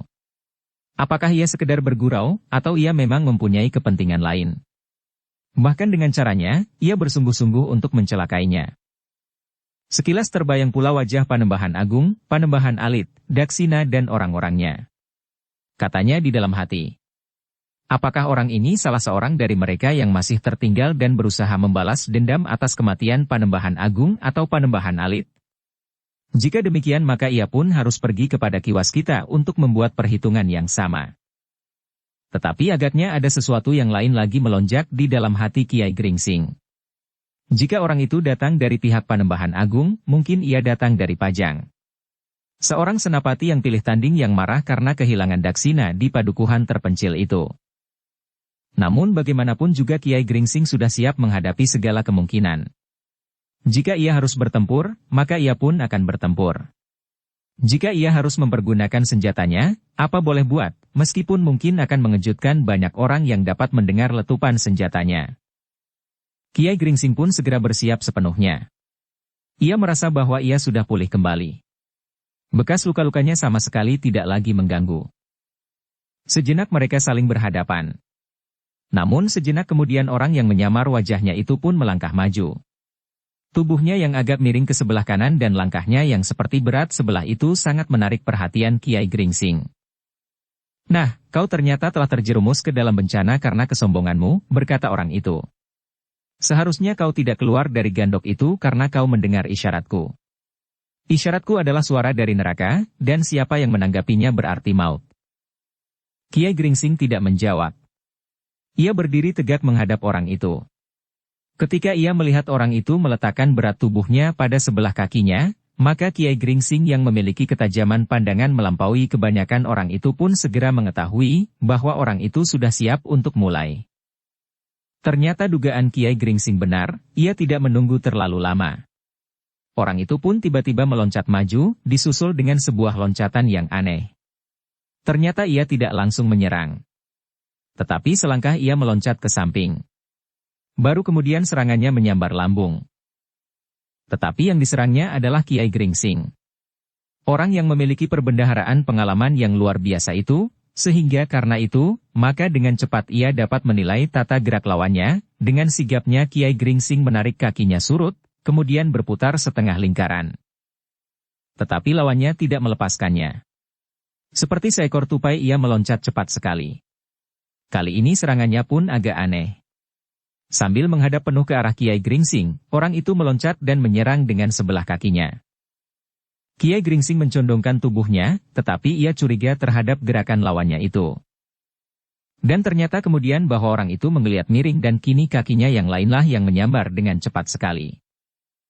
Kiai Gringsing bukan saja mencondongkan tubuhnya, tetapi ia bagaikan berbaring di tanah. Tetapi dalam pada itu, kaki Kiai Gringsing itu pun dengan cepat menyambar kaki lawannya yang berpijak di tanah. Serangan balasan Kiai Gringsing yang tidak terduga-duga itu mengejutkan lawannya. Namun sebuah gerakan yang mengagumkan telah melepaskannya dari sentuhan kaki Kiai Gringsing. Ternyata orang itu mampu meloncat dengan sebelah kakinya berjejak di atas tanah, karena kakinya yang lain masih terjulur. Meskipun demikian, loncatannya cukup meyakinkan bahwa ia memiliki ilmu yang cukup tinggi. Kiai Gringsing mengerutkan keningnya. Ketika orang itu kemudian berdiri di atas kedua kakinya yang renggang, maka Kiai Gringsing pun telah melenting berdiri pula. Ia merasa bahwa melawan orang yang tidak dikenalnya itu memerlukan kemampuan sepenuhnya, karena ternyata lawannya adalah orang yang masih asing baginya. Tetapi aku harus memaksanya melepaskan unsur-unsur geraknya yang sebenarnya, berkata Kiai Gringsing. Mungkin aku dapat mengenal serba sedikit, dari manakah orang itu datang. Karena itulah maka Kiai Gringsing pun kemudian tidak hanya sekedar mempertahankan dirinya. Ia menganggap bahwa lawannya adalah lawan yang seimbang. Sehingga karena itu, ia wajib bertempur dengan segenap kemampuannya. Demikianlah maka keduanya pun bertempur. Semakin lama semakin seru. Sedikit demi sedikit, Kiai Gringsing mulai melepaskan ilmunya dan ternyata bahwa orang itu masih tetap mampu mengimbanginya. Bahkan Kiai Gringsing pun yakin bahwa orang itu pun belum sampai ke puncak ilmunya. Dengan demikian, maka pertempuran itu semakin lama meningkat semakin sengit. Masing-masing mulai meningkatkan ilmunya, sehingga tata gerak mereka pun menjadi semakin lama semakin sulit dan cepat. Bahkan kadang-kadang mereka berloncatan bagaikan tidak berjejak di atas tanah. Sekilas Kiai Gringsing sempat mengenang orang-orang berilmu yang terpaksa pernah dilawannya di medan. Dan kini ia masih harus berhadapan lagi dengan orang seperti itu. Tetapi Kiai Gringsing tidak dapat sekedar merenungi lawan-lawannya itu. Ia kini benar-benar sedang bertempur. Dan lawannya benar-benar seorang yang pilih tanding. Beberapa saat lamanya mereka bertempur, maka mulailah keduanya tidak lagi dapat berpura-pura. Dalam keadaan yang sulit, maka kadang-kadang mereka harus melepaskan ilmunya yang sebenarnya. Namun, karena sebagian besar dari tata gerak mereka masih dilapisi oleh penyamaran, maka mereka masing-masing tidak segera dapat melihat dari manakah sumber ilmu mereka masing-masing. Agaknya lawan Kiai Gringsing pun masih tetap berusaha untuk tidak dapat dikenal oleh lawannya lewat ilmunya. Itulah sebabnya, kadang-kadang ia melakukan beberapa kesalahan sehingga semakin lama ia menjadi semakin terdesak. Namun demikian, yang menjadi perhatian Kiai Gringsing, bahwa lawannya itu sama sekali tidak berusaha mempergunakan senjatanya. Sebagai seseorang yang menyimpan perbendaharaan pengalaman yang cukup, Kiai Gringsing tidak dapat melepaskan perimbangannya dari sikap lawannya itu. Meskipun demikian, ia masih harus meyakinkannya. Karena itu, maka akhirnya Kiai Gringsing berusaha untuk memaksa orang itu bersikap. Dengan dahsyatnya Kiai Gringsing menyerang semakin sengit. Tetapi meskipun orang itu harus bergeser surut, namun ia sama sekali tidak mempergunakan senjata apapun. Aneh, desis Kiai Gringsing. Atau pada suatu saat ia akan melepaskan senjata rahasia dengan tiba-tiba? Oleh pikiran itu, maka Kiai Gringsing harus menjadi semakin berhati-hati. Meskipun demikian, ia pun masih belum mempergunakan senjatanya pula. Apalagi di malam hari. Tidak terlalu jauh dari tempat mereka berkelahi terdapat padukuhan. Jika cambuknya meledak, maka orang-orang di padukuhan itu tentu ada yang akan mendengarnya. Apalagi para peronda di gardu-gardu. Karena itu, apabila tidak terpaksa sekali, Kiai Gringsing tidak akan mempergunakan senjatanya yang mengejutkan itu. Meskipun Kiai Gringsing belum mempergunakan senjatanya, tetapi ia berhasil mendesak lawannya. Tetapi Kiai Gringsing sadar bahwa bukan karena lawannya tidak dapat mengimbangi ilmunya, tetapi karena lawan itu pun masih saja berusaha untuk melindungi diri dengan ilmu yang masih disamarkan. Karena itulah maka kemampuannya bertahan bukanlah kemampuannya sepenuhnya. Namun pada suatu saat, maka orang itu pun telah kehilangan kesempatannya untuk tetap menyembunyikan diri. Karena serangan Kiai Gringsing yang semakin dahsyat, akhirnya satu dua unsur geraknya tidak lagi dapat terhindar dari pengamatan Kiai Gringsing. Namun untuk mengenal bentuk dan watak ilmu dari sebuah perguruan, tidak dapat ditilik dari satu dua unsur gerak. Tetapi dari hasil pengamatan atas sikap dan tata gerak yang tidak dengan sengaja disamarkan. Namun demikian Kiai Gringsing masih berusaha terus. Dengan tajam ia mendesak lawannya. Setiap kali ia menyerangnya dengan tiba-tiba, sehingga lawannya hampir tidak mempunyai kesempatan untuk berpikir. Dengan demikian maka semakin banyak pula unsur-unsur gerak yang dapat dikenalnya. Ketika orang itu sudah menjadi semakin terdesak, maka memang tidak ada cara lain yang dapat dilakukan kecuali mempertahankan dengan kemampuan yang ada padanya. Dengan demikian, maka yang terjadi kemudian adalah benturan dua macam ilmu yang dahsyat. Ilmu yang jarang ada duanya di muka bumi. Sehingga perkelahian yang berlangsung kemudian hampir tidak dapat diikuti dengan penglihatan mata wadak saja. Kiai Gringsing yang kemudian menyerang dengan dahsyatnya mencoba untuk mengenal ilmu lawannya yang menjadi mapan. Ia mencoba memperhatikan setiap benturan kekuatan dan setiap unsur-unsur gerak yang menentukan. Tetapi karena ia harus mempertahankan dirinya oleh tekanan yang tidak kalah dahsyatnya pula, maka untuk mengenal ilmu lawannya diperlukannya waktu pula. Namun tiba-tiba saja Kiai Gringsing itu terkejut. Ada sesuatu yang tidak wajar telah terjadi. Tetapi ia tidak boleh terlambat. Jika ia terseret oleh arus yang terasa kurang wajar itu barang sekejap, maka yang akan terjadi adalah sangat merugikannya. Itulah sebabnya, maka Kiai Gringsing pun segera mengenakan ilmu penglihatan mata hatinya. Ia tidak saja mempergunakan mata wadaknya, tetapi ketajaman penglihatan yang lain, yang dapat menembus batas penglihatan lahiriah.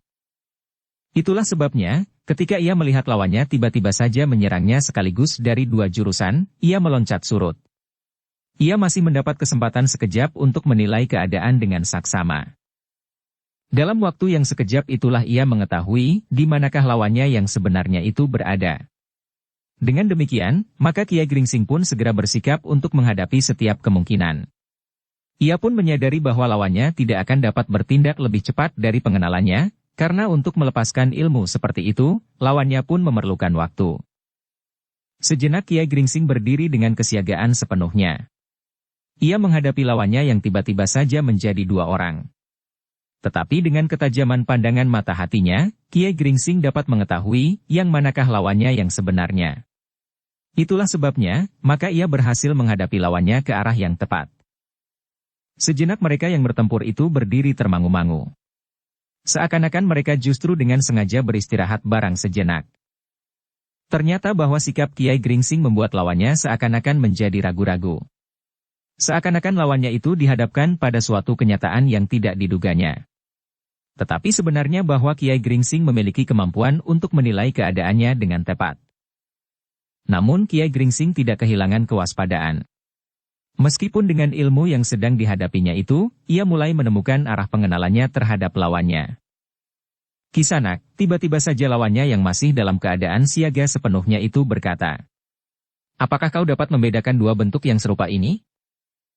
Kiai Gringsing merenung sejenak.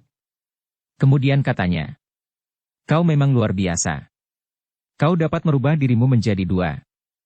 Tetapi kau tidak akan dapat melakukan sesuatu bersama-sama.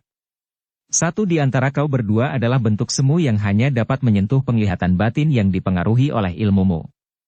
Tetapi bentuk itu tidak akan dapat berbuat apa-apa atasku. Karena itu, 2, 3 atau lebih dari bentuk-bentuk serupa itu tidak akan menggoncangkan perlawananku atasmu." Lawannya mengangguk-anggukan kepalanya. Katanya, "Jadi kau benar-benar memiliki ilmu penglihatan yang dapat mengatasi kebohongan dari bentuk-bentuk semu serupa ini." Kiai Gringsing tertawa pendek. Bahkan kemudian ia melihat salah seorang bentuk dari kedua lawannya itu menjadi kabur dan hilang sama sekali. "Kenapa kau hapus bayangan itu?" bertanya Kiai Gringsing. "Tidak ada gunanya," jawab orang itu, namun kemudian, "Tetapi kenapa kau tidak dapat berbuat apa-apa menghadapi Panembahan Agung? Jika saat itu tidak ada seseorang yang menyebut dirinya Jakararas, apakah yang akan terjadi atasmu dan seluruh pasukan Mataram dan Menoreh? Jasanya cukup besar bagi Mataram dan Menoreh. Kenapa aku tidak tahu malu? Dan kau sama sekali tidak berbuat apa-apa, padahal kau mempunyai ilmu penglihatan yang melampaui ketajaman penglihatan Aji Sabta Pandulu." Kiai Gringsing masih tertawa. Katanya, "Aku sudah mengatakan kepada murid-muridku bahwa aku mempunyai kemampuan untuk mengenal bentuk-bentuk semu. Untuk melihat yang manakah yang benar dan yang manakah yang sebenarnya hanya bentuk semu. Sebenarnya ilmu itu sekedar perisai yang menghindarkan aku dari pengaruh ilmu semacam ilmumu itu. Apapun namanya, tetapi kau mampu menyelamatkan dirimu." "Ya, tetapi sekedar diriku sendiri." Kiai Gringsing berhenti sejenak, lalu, "Meskipun demikian, jika terpaksa sekali aku dapat mempengaruhi orang lain dengan tingkah laku. Jika aku menunjukkan bahwa yang mereka lihat itu sekedar bentuk semu, maka mereka pun akan berbuat sesuatu tanpa menghiraukan bentuk-bentuk yang dilihatnya. Misalnya ular naga yang besarnya justru tidak masuk akal. Jurang yang tiba-tiba saja menganga." Orang itu mengangguk-angguk. Katanya, ternyata bahwa orang yang menyebut dirinya Kiai Gringsing benar-benar orang yang pilih tanding. Semula aku menyangka bahwa dengan ilmu kebohongan itu aku dapat menundukkan orang yang dikagumi oleh penghuni alas Mentaok yang sekarang sudah dibuka menjadi sebuah negeri yang ramai. Kau salah. Tidak ada orang yang mengagumi aku dimanapun juga. Kau memang seorang yang aneh. Tetapi aku tahu bahwa seluruh Mataram dan Menoreh mempercakapkan kau. Meskipun ada yang mengira bahwa orang yang disebut bernama Jakararas itulah yang telah menolong pasukan Mataram dan Menoreh, tetapi ternyata bahwa secara pribadi, Jakararas tidak akan dapat berbuat apa-apa di hadapan Kiai Gringsing. Kiai Gringsing mengerutkan keningnya. Namun kemudian ia pun tertawa. Tentu tidak. Orang yang bernama Jakararas itu dapat menyelamatkan pasukan Mataram. Aku tidak dapat mengatakan demikian. Siapakah sebenarnya yang membebaskan pasukan Mataram dari reruntuhan tebing di mulut lembah itu meskipun ada unsur kebetulan pula? Sedangkan tanpa Jakararas, Kiai Gringsing mampu mengatasi bentuk-bentuk semu yang betapapun dahsyatnya. Tetapi aku tidak dapat membuat lawan menjadi bingung dengan bentuk-bentuk semu pula seperti yang telah dilakukan oleh Jakararas. Kiai Gringsing berhenti sejenak, lalu, "Nah, sekarang sebut namamu yang sebenarnya." Tetapi aku masih akan bertanya, Kiai, kenapa saat itu Kiai hampir tidak berbuat apa-apa atas bentuk-bentuk semu itu? Ah, aku sudah berbuat banyak. Aku sudah memberitahukan kepada muridku bahwa mereka harus mengikuti aku. Meskipun sebelum aku memastikannya, aku masih ragu-ragu apakah aku dapat mengatasi bentuk-bentuk serupa itu.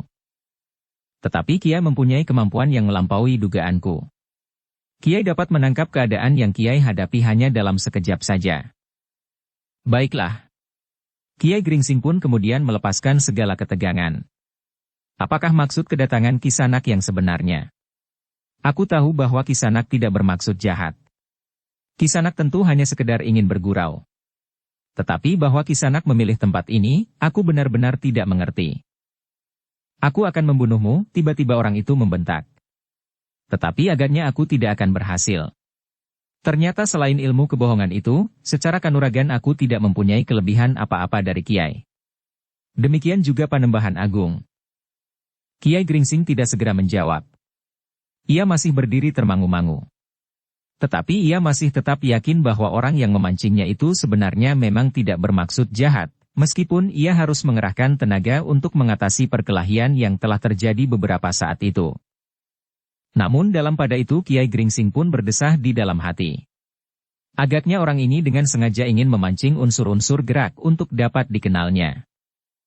Tetapi ternyata bahwa Kiai Gringsing pun telah berhasil mengenal orang itu pula.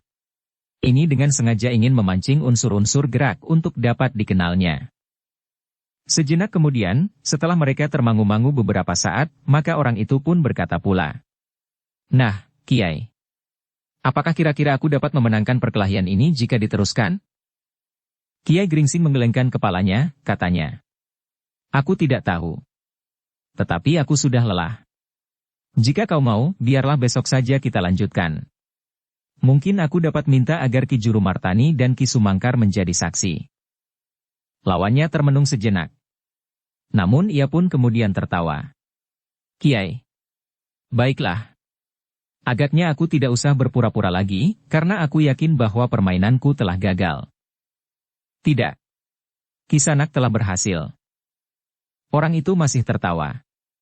Kemudian diusapnya wajahnya hingga jambangnya pun terlepas. Demikian juga penyamaran yang lain telah direnggutnya sama sekali. Kiai Gringsing sama sekali tidak terkejut lagi melihat wajah itu. Bahkan kemudian ia tertawa pula sambil berkata, sudah pasti, bahwa aku berhadapan dengan Jakararas. Kiwas kita yang juga bernama Jakararas itu menarik nafas dalam-dalam. Mula-mula aku benar-benar bingung menghadapi Kiwas kita, berkata Kiai Gringsing. Tetapi akhirnya aku menyadari, siapakah sebenarnya lawan yang tidak dapat aku kalahkan ini. Tentu bukan begitu, Kiai, sahut Kiwas kita. Ternyata bahwa Kiai memiliki kelebihan yang hampir tidak dapat terbayangkan sebelumnya. Tentu tidak. Aku tidak mempunyai ikat pinggang yang mampu melawan anak panah Panembahan Agung. Cambuk Kiai tidak kalah dahsyatnya, Panembahan Alit yang memiliki ilmu kebal dapat Kiai kalahkan. Menurut penilaianku, Panembahan Alit justru lebih berbahaya dari Panembahan Agung bagi Kiai karena secara pribadi Kiai dapat melepaskan diri dari pengaruh ilmu semuanya. Ya. Hanya untuk diriku sendiri, sahut Kiai Gringsing. Seperti yang pernah aku katakan kepada Raden Sutawijaya bahwa aku dapat menguasai indera wadaku dan menghapuskan bayangan semu. Tetapi tidak lebih dari diriku sendiri.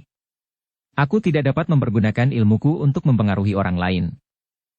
Dan itu agaknya telah membuat Kiai menjadi sempurna. Adakah orang yang sempurna di muka bumi ini? Bertanya Kiai Gringsing tiba-tiba. Tentu tidak, Kiai, jawab Kiwas kita. Tetapi Kiai adalah orang yang tidak ada duanya. Seperti juga Kiwas kita. Kiwas kita mempunyai kelebihan tersendiri. Dan itulah wujud kita masing-masing. Kita masing-masing mempunyai kelebihan dari orang lain, tetapi juga kekurangan-kekurangan. Sehingga karena itu, maka tidak seorang pun yang berhak menyebut dirinya orang yang paling mumpuni di dunia ini. Mungkin seseorang memiliki kelebihan yang tidak terjangkau di bidang ilmu kanuragan, tetapi orang lain yang sama sekali tidak pernah bersentuhan dengan ilmu kekasaran semacam ini memiliki kelebihan yang tidak dapat kita jangkau pula. Misalnya keluhuran budi dan pengabdian beralaskan kasih yang tulus. Kiwas kita mengangguk-anggukan kepalanya. Katanya, Kiai benar. Dan Kiai mempunyai banyak kelebihan daripada aku yang masih terlampau dipengaruhi oleh persoalan lahiriah. Karena itulah maka Kiai tidak tertarik kepada ilmu semu seperti yang pernah aku pelajari dengan tekun, justru karena Kiai terlampau jujur. Sifat satria yang ada di dalam diri Kiai agaknya telah menahan untuk tidak berbuat licik seperti yang pernah aku lakukan. Sebagai seorang satria, Kiai menghadapi lawan dengan dada tengadah tanpa kebohongan dan kepura-puraan. Ah, tentu bukan begitu. Dan Ki Waskita pun telah berbuat tidak seperti itu dengan ilmu yang mengerikan itu. Ki Waskita tersenyum. Lalu katanya, dan ternyata tidak sia-sialah perjalananku sampai ke tempat ini. Ketika aku mencari Kiai ke Padukuhan Induk di Menoreh, ternyata Kiai telah berada di Mataram, sehingga aku pun kemudian menyusul Kiai kemari. Begitu penting? Penting sekali. Setelah aku sedikit demi sedikit dapat memperkenalkan istriku dengan sifat-sifat anakku yang telah berkembang itu, maka aku telah minta diri kepada mereka untuk mencari Kiai. Tentu saja aku tidak pernah mengatakan bahwa cara inilah yang telah aku pilih untuk menemukan Kiai. Bukan saja Kiai Gringsing atau Kitanu Metir, tetapi aku mulai melihat ciri-ciri dari perguruan yang pernah aku kenal sebelumnya. Kiai Gringsing menarik nafas dalam-dalam. Lalu katanya, banyak orang aneh di dunia ini. Kenapa Kiai? Aku tidak mengerti, kenapa begitu banyak orang yang bersusah payah mencari keterangan tentang diriku. Sebenarnya bahwa aku adalah aku ini. Tetapi Ki Agapati di Menoreh, Ki Jurumartani, Ki Gede Pemanahan, bahkan Ki Sumangkar yang sudah sekian lamanya hilir mudik bersamaku, masih juga belum mengenal aku. Dan sekarang datang giliran Ki Waskita. Ki Waskita tersenyum. Kemudian terdengar ia tertawa tertahan-tahan. Dalam keremangan malam nampak Ki Waskita, mengusap wajahnya yang berkeringat. Itu suatu pertanda bahwa Kiai memang menyimpan rahasia. Jika tidak, maka kita semuanya tidak akan bersusah payah mencari keterangan tentang Kiai, berkata Ki Waskita kemudian. Itulah anehnya, sahut Kiai Gringsing.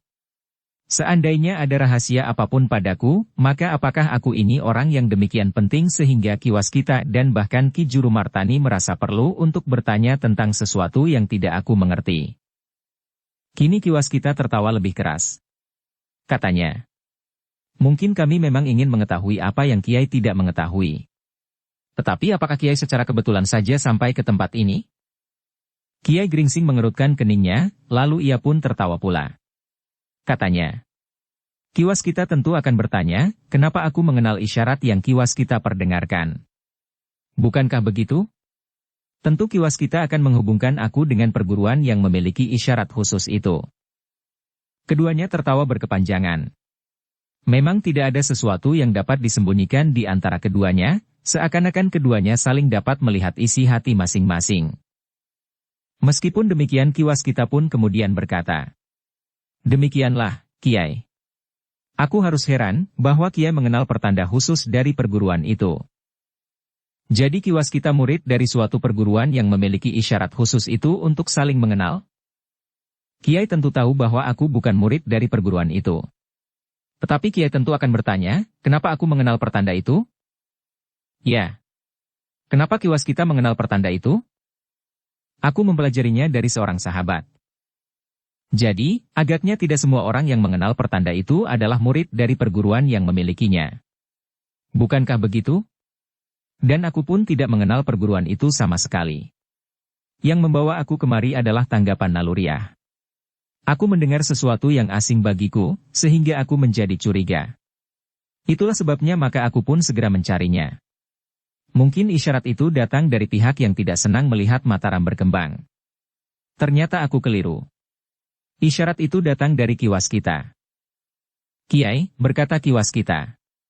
Di Mataram ada orang-orang yang memiliki kelebihan-kelebihan tersendiri seperti yang Kiai katakan. Ki Gede Pemanahan. Tetapi agaknya Ki Gede baru sakit. Ki Jurumartani yang mempunyai indera yang sangat tajam. Bukan saja indera lahiriahnya, tetapi juga indera batinnya. Ki Sumangkar dan mungkin juga Ki Demang Sangkal Putung. Tetapi kenapa mereka tidak berpendapat seperti Kiai? Kenapa mereka tidak menganggap bahwa mereka telah mendengar suara yang khusus? Padahal tentu sulit bagi kita untuk menyangka bahwa Ki Jurumartani yang memiliki ketajaman pendengaran melampaui Aji Sapta Pangrungu itu tidak mendengarnya. Kiai Gringsing menarik nafas dalam-dalam. Tetapi ia pun kemudian menjawab. Mereka tentu mendengarnya. Tetapi mereka bukan orang yang hatinya sekecil menir seperti hatiku. Mereka adalah orang-orang Yunui yang tidak perlu mencemaskan apapun juga, termasuk suara itu. Bahkan seandainya ada bahaya sekalipun mereka tidak perlu gentar. Tetapi aku tidak. Aku selalu dibayangi oleh kecemasan karena aku tidak mempunyai kepercayaan kepada diri sendiri. Ah! Kiwas kita memotong. Itu adalah ciri Kiai Gringsing selama ini. Merendahkan diri sendiri dan seolah-olah tidak akan pernah dapat menolong diri sendiri. Tetapi Kiai lupa bahwa sifat itu pun dimiliki oleh sahabatku yang memberitahukan isyarat yang aneh dan yang ternyata telah menarik perhatian Kiai. Oh, Kiwas kita benar. Aku pun mendengar tentang isyarat itu dari seseorang yang demikian. Kiai Gringsing tertawa. Dan Kiwas kita pun tidak dapat menahan tertawanya pula. Kiwas kita, berkata Kiai Gringsing kemudian. Sudahlah. Jangan membuat aku bingung. Aku tidak mempunyai persoalan apapun yang aku sembunyikan. Baik terhadap Kiwas kita maupun terhadap Ki Gede Pemanahan. Baiklah, Kiai, berkata Kiwas kita. Tetapi aku masih ingin mengatakan bahwa sahabatku adalah seorang murid dari 2 perguruan atas izin kedua gurunya. Gurunya yang seorang adalah seorang yang memiliki sikap dan watak yang mantap dan bersungguh-sungguh. Tetapi gurunya yang lain adakah seorang yang senang bergurau. Keduanya memiliki ilmu yang berbeda, tetapi luluh menjadi satu pada sahabatku itu. Kiai Gringsing mengerutkan keningnya. Tetapi di dalam gelapnya malam, perubahan wajah yang hanya sekejap itu tidak dapat dilihat oleh Kiwas kita. Dan Kiwas kita pun melanjutkan. Tetapi ternyata sahabatku itu tidak seorang diri, ia mempunyai saudara seperguruan. Saudara tua. Ia tidak berguru kepada 2 orang guru. Tetapi ia sendiri ternyata mampu menyusun ilmu yang melampaui kemampuan gurunya sehingga akhirnya ia mendapat kepercayaan sepenuhnya dari gurunya itu. Ah, cerita yang menarik sekali. Agaknya yang tua itu adalah Kiwas kita sendiri. Yang muda adalah Panembahan Agung. Tidak. Kiai salah. Kiai Gringsing mengerutkan keningnya. Dipandanginya Kiwas kita beberapa saat lamanya. Lalu tiba-tiba saja ia tertawa sambil berkata. Jika demikian agaknya terbalik, Kiwas kitalah yang muda, Panembahan Agung adalah yang tua. Kiai sudah mengetahui bahwa yang Kiai katakan itu bukan yang seharusnya, sahut Kiwas kita. Lalu, karena itu Kiai, kenapa kita tidak berbicara dengan hati terbuka? Apakah demikian dalamnya perasaan kecewa menusuk hati Kiai, sehingga sampai saat ini Kiai masih tetap mengesampingkan diri sendiri? Kiai Gringsing memandang Kiwas kita dengan tajamnya. Kemudian sambil tertawa kecil ia berkata, Kiwas kita seolah-olah tahu pasti sesuatu tentang diriku. Tetapi sebenarnya lah aku menjadi bingung. Jika Kiwas kita mengetahui seseorang yang dikecewakan oleh keadaan, apakah tidak sebaiknya Kiwas kita langsung menyebut namanya? Barangkali aku dapat mengatakan serba sedikit tentang orang itu, sehingga Kiwas kita tidak selalu salah sangka. Kiwas kita menarik nafas dalam sekali. Katanya, mungkin memang belum datang waktunya. Tetapi pengenalanku atas Kiai dengan bunyi isyarat itu menjadi semakin dekat. Lupakan, Kiwas kita, berkata Kiai Gringsing. Sekarang marilah kita datang kepada Ki Juru Martani dan Ki Gede Pemanahan. Aku tidak dapat mengatakan apakah yang akan terjadi atas Ki Gede Pemanahan. Tetapi sakitnya rasa-rasanya menjadi semakin parah. Tentu ia akan senang sekali bertemu dengan Kiwas kita, karena ia mengetahui apa yang telah terjadi dalam perjuangan melawan Panembahan Agung. Ah, bukan maksudku untuk menampakkan diri dengan penuh kebanggaan atas hasil kerja yang tidak seberapa itu. Tentu bukan. Tetapi apakah Kiwas kita tidak ingin sekedar memperkenalkan diri dengan Ayahanda Raden Sutawijaya? Kiwas kita termangu-mangu sejenak. Tentu tidak ada salahnya, Kiwas kita. Kiwas kita masih merenung. Namun kemudian ia berharap bahwa jika ia dapat bertemu dengan Ki Gede Pemanahan dan Ki Juru Martani, maka ia akan dapat berbicara serba sedikit dengan keduanya. Juga dengan Ki Sumangkar. Kiai Gringsing sendiri mengatakan bahwa mereka pun seolah-olah selalu dibayangi oleh teka-teki tentang Kiai Gringsing. Karena itu, maka Kiwas kita pun kemudian berkata, baiklah, Kiai. Aku akan singgah sebentar. Tentu bukan sebentar dalam arti yang sebenarnya. Mungkin sehari atau 2 hari. Ki Waskita tertawa. Katanya, ya, sehari atau 2 hari. Jika demikian, marilah kita masuk kembali ke dalam regol halaman. Apakah Kiai juga keluar lewat regol? Kiai Gringsing menarik nafas. Jawabnya seperti kepada diri sendiri. Aku meloncati dinding. Tetapi tidak ada salahnya kita masuk lewat regol. Kita dapat meloncat lagi, berkata Ki Waskita. Kehadiran Ki Waskita besok akan menumbuhkan pertanyaan, karena tidak seorang pun yang melihat Ki Waskita masuk. Sebaliknya, para penjaga juga akan heran melihat Kiai sudah ada di luar regol, sedang tidak seorang pun yang melihat Kiai keluar. Aku masuk lewat regol yang lain dari regol yang aku lalui ketika aku keluar. Ki Waskita tertawa pendek. Sambil mengangguk-angguk ia berkata, terserahlah kepada Kiai. Aku hanya akan mengikut saja. Demikianlah maka keduanya pun kemudian berjalan ke rumah Ki Gede Pemanahan. Seperti yang dikatakan oleh Ki Waskita, para penjaga regol menjadi heran melihat Kiai Gringsing sudah berada di luar regol. Sambil tertawa Kiai Gringsing berkata, aku tadi keluar lewat regol Butulan. Dan siapakah kawan Kiai itu? Bertanya seorang penjaga. Ki Waskita. Seorang sahabat yang baik.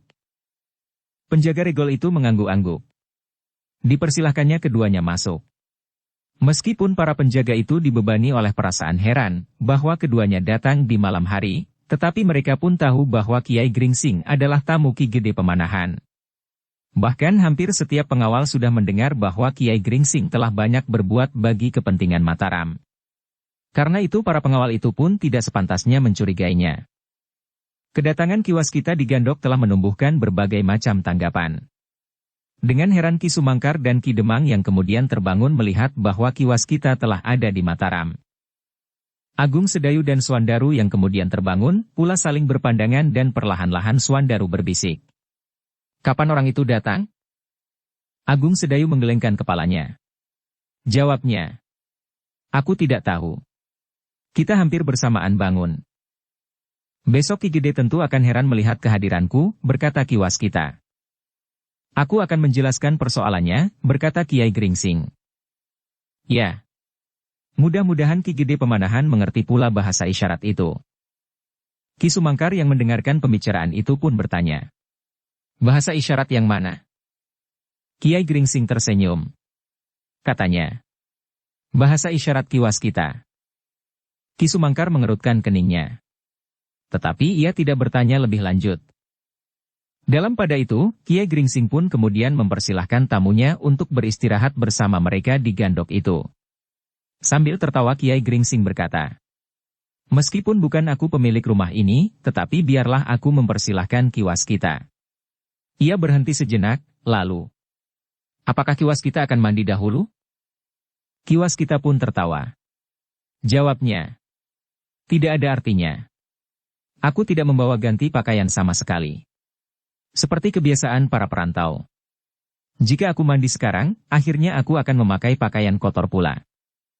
Dan Ki Waskita dapat tidur tanpa membersihkan diri, bertanya Ki Demang. Ki Waskita memandang Ki Demang sejenak. Memang agak berbeda sedikit tata cara hidup Ki Demang yang serba teratur di rumahnya, seperti yang dilakukan oleh Ki Waskita sendiri di rumahnya. Tetapi Ki Waskita pernah menjadi seorang perantau yang dapat tidur di sembarang tempat. Demikian ia berhenti berjalan, maka ia pun segera merebahkan diri di atas rumputan kering di pinggir jalan. Karena itu, maka ia pun kemudian menjawab. Sebentar lagi fajar akan menyingsing Ki Demang. Mungkin aku sudah tidak sempat tidur. Tentu masih sempat, berkata Ki Sumangkar. Aku pun akan tidur lebih dahulu sebelum aku tahu, kenapa tiba-tiba saja Ki Waskita sudah ada di sini. Ki Waskita tersenyum sambil menjawab. Kiai Gringsing yang akan memberikan penjelasan tentang segala-galanya. Nah, jika demikian, silahkan tidur. Aku akan memanfaatkan waktu yang tinggal sedikit ini, berkata Sumangkar. Ketika mereka melihat Sumangkar kemudian melingkar lagi di pembaringan, maka mereka pun tertawa. Ki Waskita kemudian bergumam. Ki Sumangkar memang memiliki kekhususan. Di medan perang Ki Sumangkar berjaga selama 3 hari 3 malam bahkan lebih tanpa memejamkan mata barang sekejap pun, tetapi di Gandok ini Ki Sumangkar merupakan seorang tua yang menjadi sangat manja. Ki Sumangkar masih dapat tertawa sambil menjawab. Di peperangan aku mempergunakan aji mata ikan. Di sini aji mata ayam. Agung Sedayu dan Swandaru yang tidak ikut dalam pembicaraan itu pun ikut tertawa. Bahkan Swandaru pun kemudian berbaring sambil berdesis. Aku sependapat, aku masih kantuk sekali. Sejenak kemudian, maka mereka pun telah kembali berbaring di tempat masing-masing. Ki Waskita pun kemudian ikut berbaring pula di amben yang besar. Dengan pakaian kotor dan kaki kotor yang dijulurkan terayun di bibir pembaringan. Tetapi mereka tidak dapat tidur terlampau lama, karena sejenak kemudian mereka telah mendengar ayam jantan berkokok untuk yang terakhir kalinya di malam itu.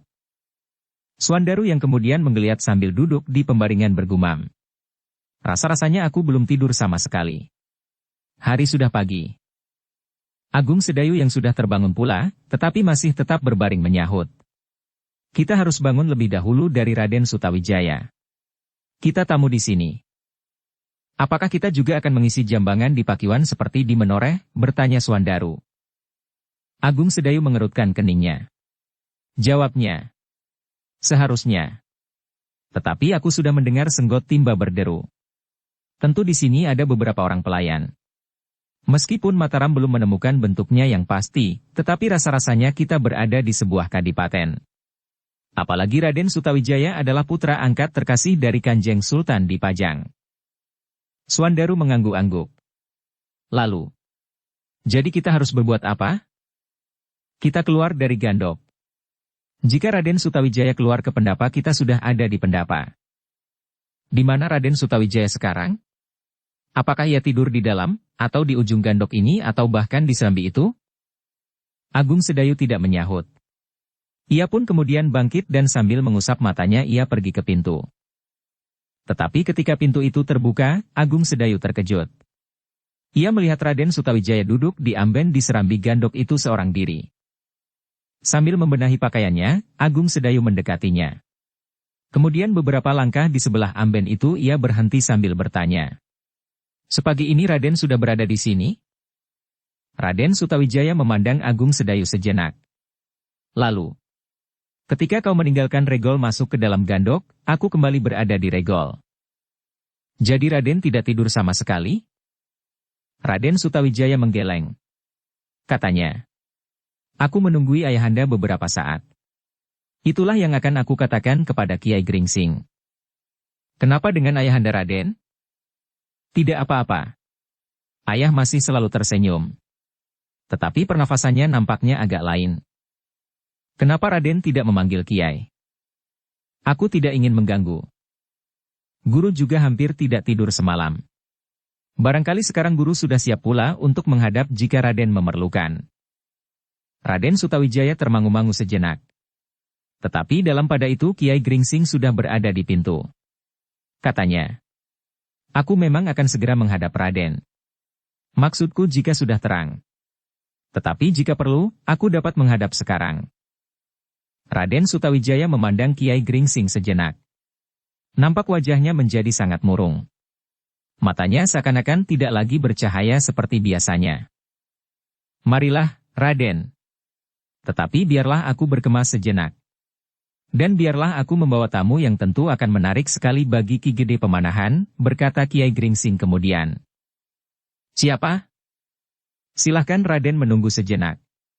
Aku akan membawa tamu itu ke Pakiwan sebentar, membersihkan diri dan kemudian menghadap. Sejenak Kiai Gringsing menghilang di balik pintu. Namun sejenak kemudian ia pun muncul lagi bersama seseorang yang disebutnya Ki Waskita. Raden Sutawijaya terlonjak. Ki Waskita tersenyum. Katanya, selamat pagi, Raden. Barangkali aku mengejutkan. Menyenangkan sekali. Seperti yang dikatakan oleh Kiai Gringsing. Kedatangan Ki Waskita akan menggembirakan hati ayahanda. Setiap kali ayahanda mengatakan bahwa ayahanda ingin bertemu dengan orang-orang yang sudah banyak berjasa bagi Mataram. Termasuk Ki Waskita. Ah, apakah jasaku yang berarti? Tanpa Ki Waskita, Panembahan Agung merupakan hantu bagi Mataram. Raden.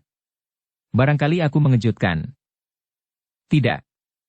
Jika Kiai Gringsing masih ada, maka Panembahan Agung bukan orang yang berbahaya.